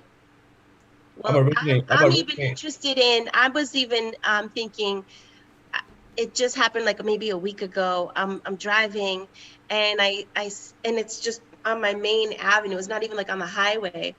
One of these trucking companies, and it's a big student driver learning how to, do his thing. I'm like, man, I'm sure they have a bunch of people who just got their CDLs, but it's like you said, my concern was the experience.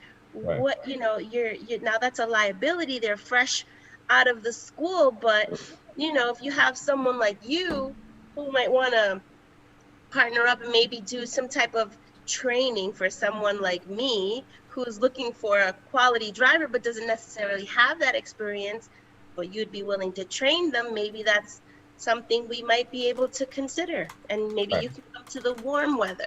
Well, I'm originally from Miami, Florida. Okay. Yeah. So I'm gonna take your information down, and maybe that'll be an option. Okay, awesome. Yeah, awesome. And I mean, that's another thing too. Like I connect with a lot of people, but I try to keep it light, right? That way it's not obligatory or anything like that. Everybody's on their own timeline and journey.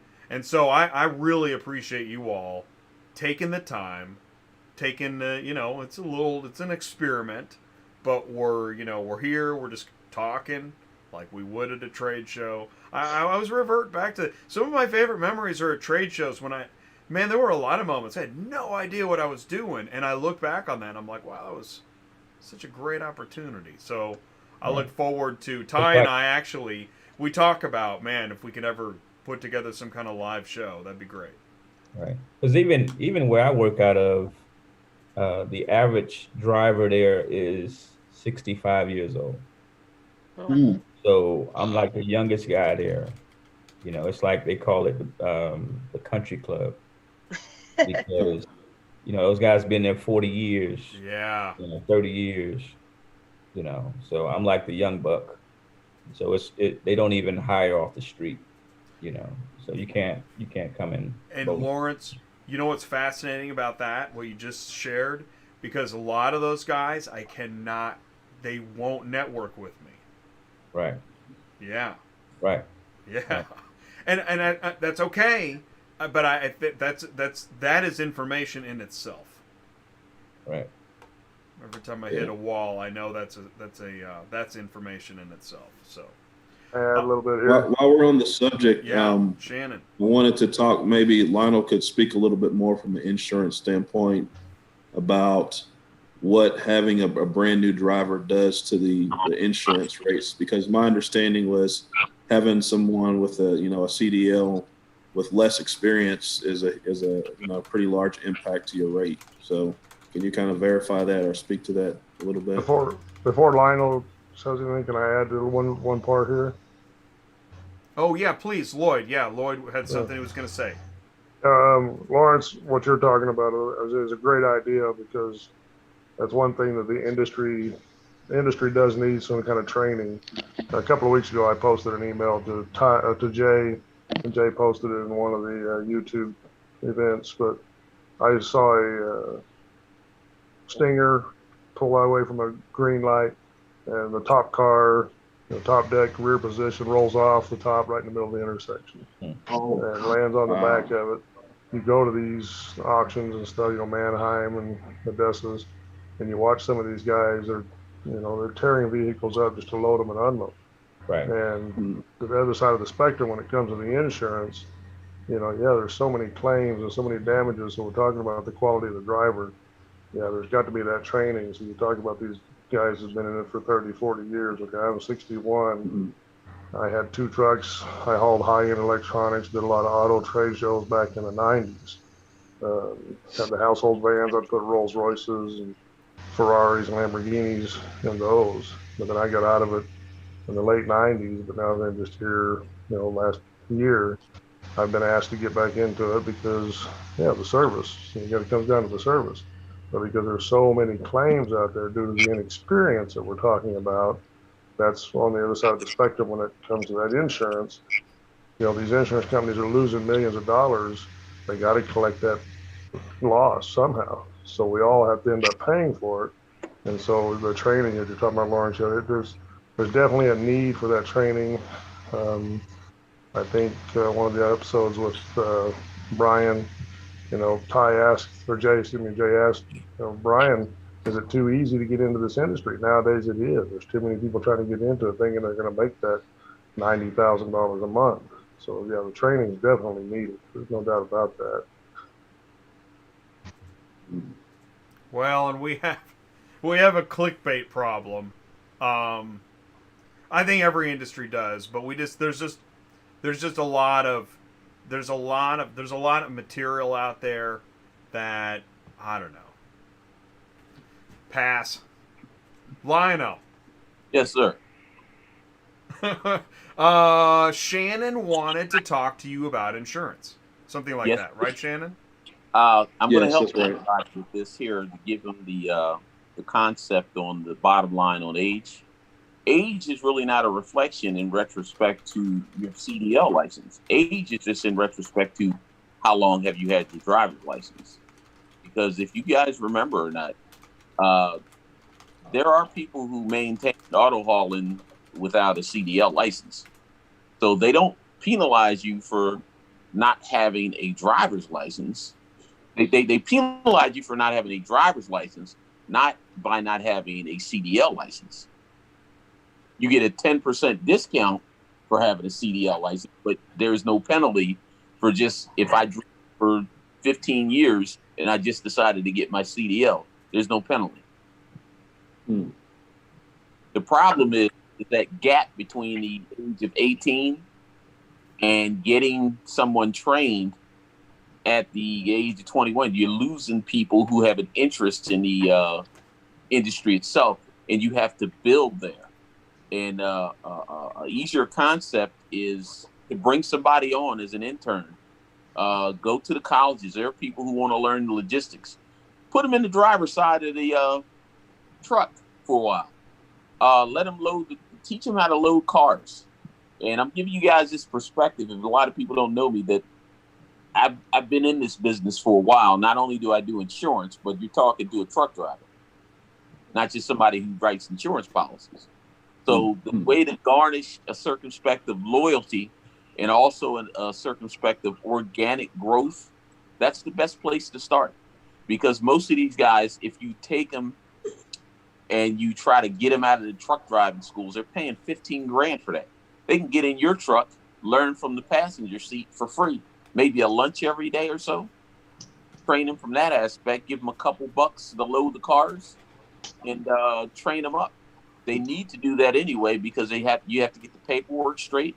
You have to get all the circumstances of the regiment that the driver needs to prepare to get in the truck. Pre-inspection, getting out every 150 miles and checking the straps on the tie down, stuff like that.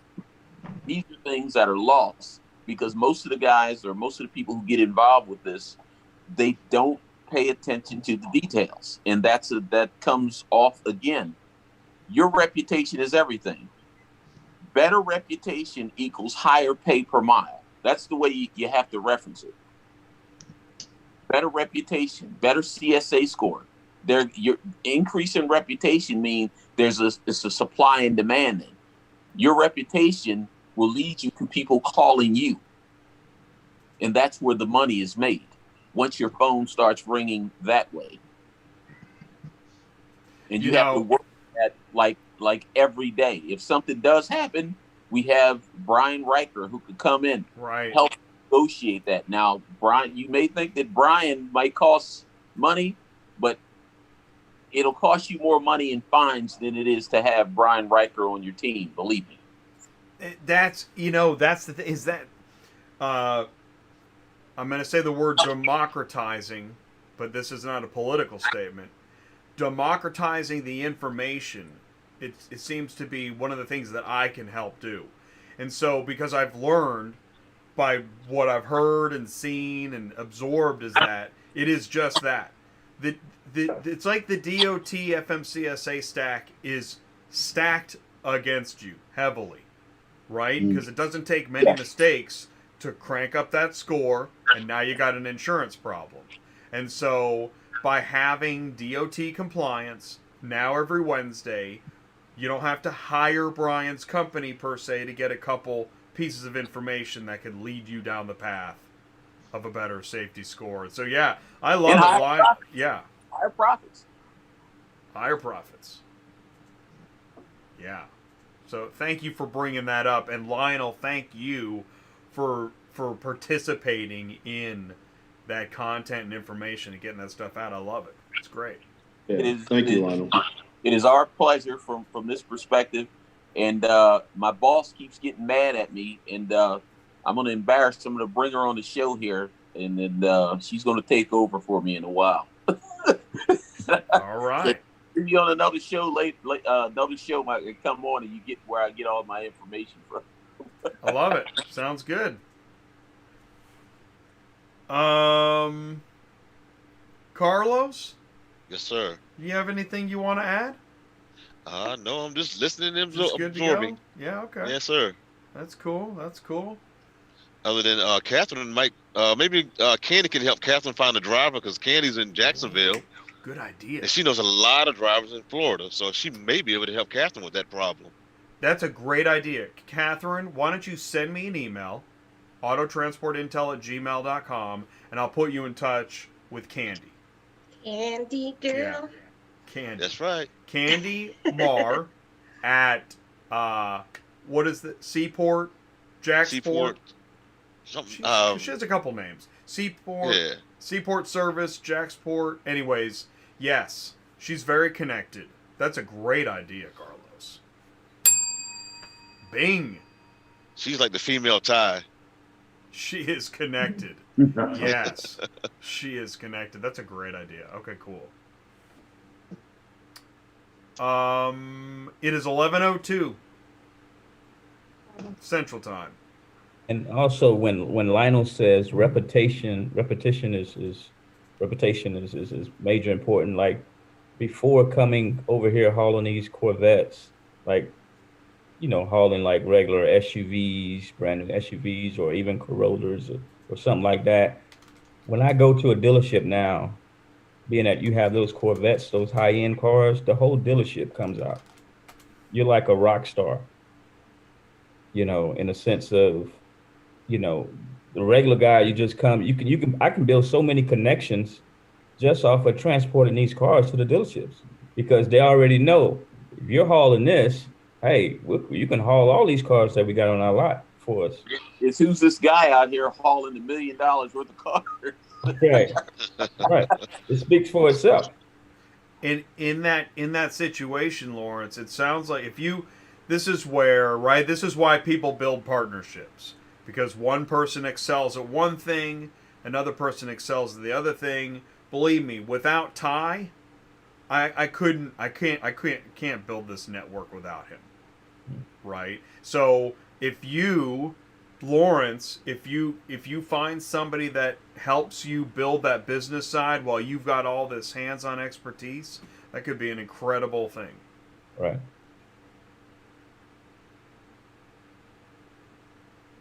Email sent. Okay. I'll be checking it. Thanks, Carlos. Yeah. Not a problem. Thank you guys so much. Cool. I got a few emails. Yeah, awesome. We also had a sign up tonight, and I feel like at this point I'm just wearing out my welcome. I'm that guy hanging around the party at 1 a.m. We've already celebrated New Year's Eve, Jay. Why are you still here? So I really appreciate you guys. Thank you so much. I appreciate the invite. Thank Jay, I you got to a all quick- of you. I Jay, I am got going a to be quick signing question for out. you. Have a good evening. Till the next one. Thank you, Catherine. Take Good care. night. John, what is it? What have you been, any feedback from everybody else about fuel costs? Up here Yeah. in Jersey, where I'm paying way over $3 for diesel up here. Are you got getting any there. feedback from anybody else about that? Lionel's got something. A buddy of mine improved his vehicles. It cost him about $600 to $800, but he added on a bigger fuel tank.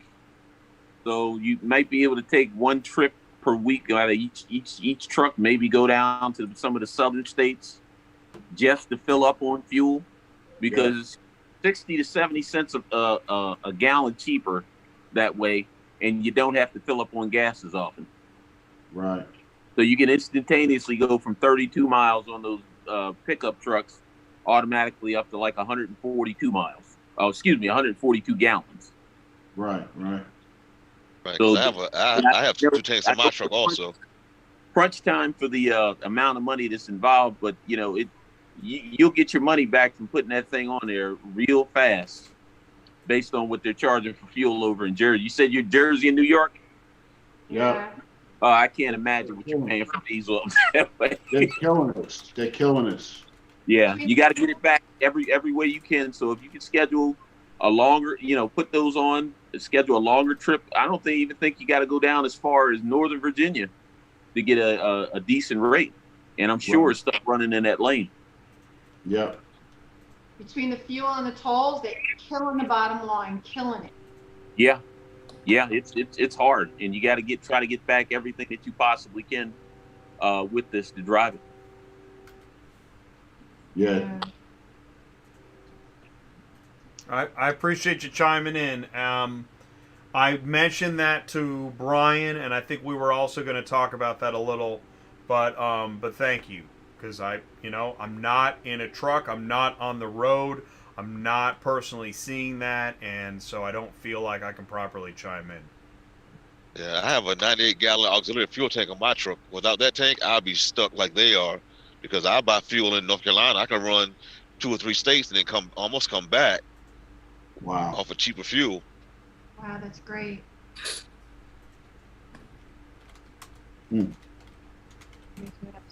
All right, cool. Just wrapping up a couple emails. I already connected Catherine with Candy, right? Because why waste time? That's right. Get on it, Jay. That's right. We had a lot of great stuff in the live chat too. So thank you everybody that was in the live chat. Once again, thank you all so much for joining tonight, for your patience, your contribution, and participation. It's awesome. It means Great a lot. show, Jay. Thank you. Thank you guys so much. What we'll do is we'll do another roundtable here in a couple months. Otherwise, I'm going to hit the end button. Anybody have any final words? Lionel, I'll be calling you in June. Carlos will be calling Lionel in June. John, what were you saying? Call before that for preparation. Oh, yeah. Lionel says don't wait. My insurance don't run out till August, so I always renew in June. Okay. That doesn't matter. We need to talk. Okay. So Yeah. better make it April. Yeah, probably so. John, what were you saying? It was a pleasure meeting everybody, and don't come to Jersey. Stay south. There's too much snow here. Right. Shannon, Lloyd, Lawrence. Appreciate night, it. everybody. Thank you. Appreciate it, Thank you. Jay. Definitely want to connect with a few people on here, Finest Towing, and definitely Lionel as well. So I'd like to get their contact information and talk to them a little bit more. Definitely. Thanks, That's Jay. awesome. Everybody, have a good evening. Be safe. Okay. You too, Take care, Lloyd. guys. Same to Thank y'all. you. Y'all have a good night. Lawrence, keep on trucking, man. Keep us posted. Will do. Most definitely. Okay. All right, everybody. I'm shutting down the meeting. Thank you all so much. And Bing! That is the end of the meeting. Wow, that was awesome. And I'll tell you, it's hard. It is hard to end a meeting like that because it is it's rewarding, it's gratifying, and it's neat, and it's networking because more and more, I mean, as we move to the digital solutions and even like most of the events and webinars, you can network and chat, but you can't see anybody. You can't talk to them, and it just makes it harder to connect. So we really do want to help with that piece. It already feels like it's just me talking to the camera. Where'd everybody go? They're right here, man. They're right here in the lens, and I really appreciate it. You're in the live chat. Thank you guys again so much for participating in the live chat. Thank you for ringing the bell. Whoa, where'd that go? See, there's nobody in the meeting. I want to thank Sue at Murphy Auto Dispatch. Thank you so much. I love our Thursday show. If you're looking for a dispatch team, she's a fully licensed broker. She can help you and answer your questions. So tune in on Thursdays on Dispatching Live. Thank you, Mark at Superflow Systems. Mark said he was definitely paying attention. He was in the live chat. He just didn't join in because, you know, he could tell there was a lot going on. But Mark at Superflow Systems, end-to-end car hauling software. I saw a comment earlier. I think it was Lincoln. I think Lincoln was talking about load boards and questions. Perfect person to talk to is Mark Grodicke at Superflow Systems. If you didn't get his information, if you need it, I'm happy to get that to you. Superflowsystems.com. Let me just bring that in here. Superflowsystems.com. There's no W in Superflow. In Superflow Systems. And that's Dispatch Center, Truckify app, Pro ABD, Transport Auto Quoter, iTruckPay. It's amazing how much software he's got. And I want to thank everybody in the panel tonight. Man, that was amazing. Quite a list. We had so many people. Number one at the top, we had Robbie. Thank you, Robbie, for talking to Ty and your contribution and sticking around. That was really awesome. Thank you, Ty, for leading the roundtable tonight. I really do appreciate it. All of your help with growing the network. We had Catherine. Thank you, Catherine. Thank you, John. Thank you, Shannon, Trevor, Andrew, Lawrence, Brian, Lionel, Lloyd, Alex, JD, Terone, Benjamin, Dwayne, Carlos. Thanks, everybody, for participating in the Groundhog Roundtable. That was a great show. It was a great meeting. We will do another roundtable. I don't think we're doing one next month. Coming up on the calendar, we've got Scarcella is going to be here next Tuesday night. That is dealer meets transporter, software, remarketing, reconditioning. It's great stuff. When you're talking to a dealer, this is awesome stuff to know. In fact, our 9:20, so Brady will join us at 8:40. We'll take a look at the overview at 9 o'clock. We're going to get a little light demo of Scarcella software with Jay. And then at 9:20, Jason will be in here. And actually, Jason works at a dealership and used to haul his own cars, I believe he said. February 16th, we've got, oh my gosh, Paul the Machine from Black Book will be back. And we've already got, we're going to be talking about some repo stuff. That's happening on the 16th. And I think we got a couple, I don't want to put the cart before the horse, but I think we got a couple big names joining us. That is going to be cool too. So that is going to be a great show. And then maybe on the 23rd, might be another software show. Got some things in flux. And then we move into, that is the rest of this month. And then in March, we're going to, oh man, we got some big stuff coming up in March. But again, I never want to announce anything too early because I don't know exactly what's going to happen. But there's going to be some cool stuff going on in March. So I really thank you guys. Really appreciate you in the live chat, sticking around. I know it's time. Jay, just get to the curtain call already. Run the car haulers. Say goodnight. Say have a safe travels if you're up in the Northeast. Be careful. Stay safe. We're still in COVID, but we will get through this thing together. I sure do appreciate you guys. I'll see you soon. Join us tomorrow. We're going to be live again in like 12 and a half hours on DOT compliance, so we better get some sleep so we know what to do when the FMCSA comes a-knocking on the door and asks you to pull around back. You guys stay safe. and we'll see you soon.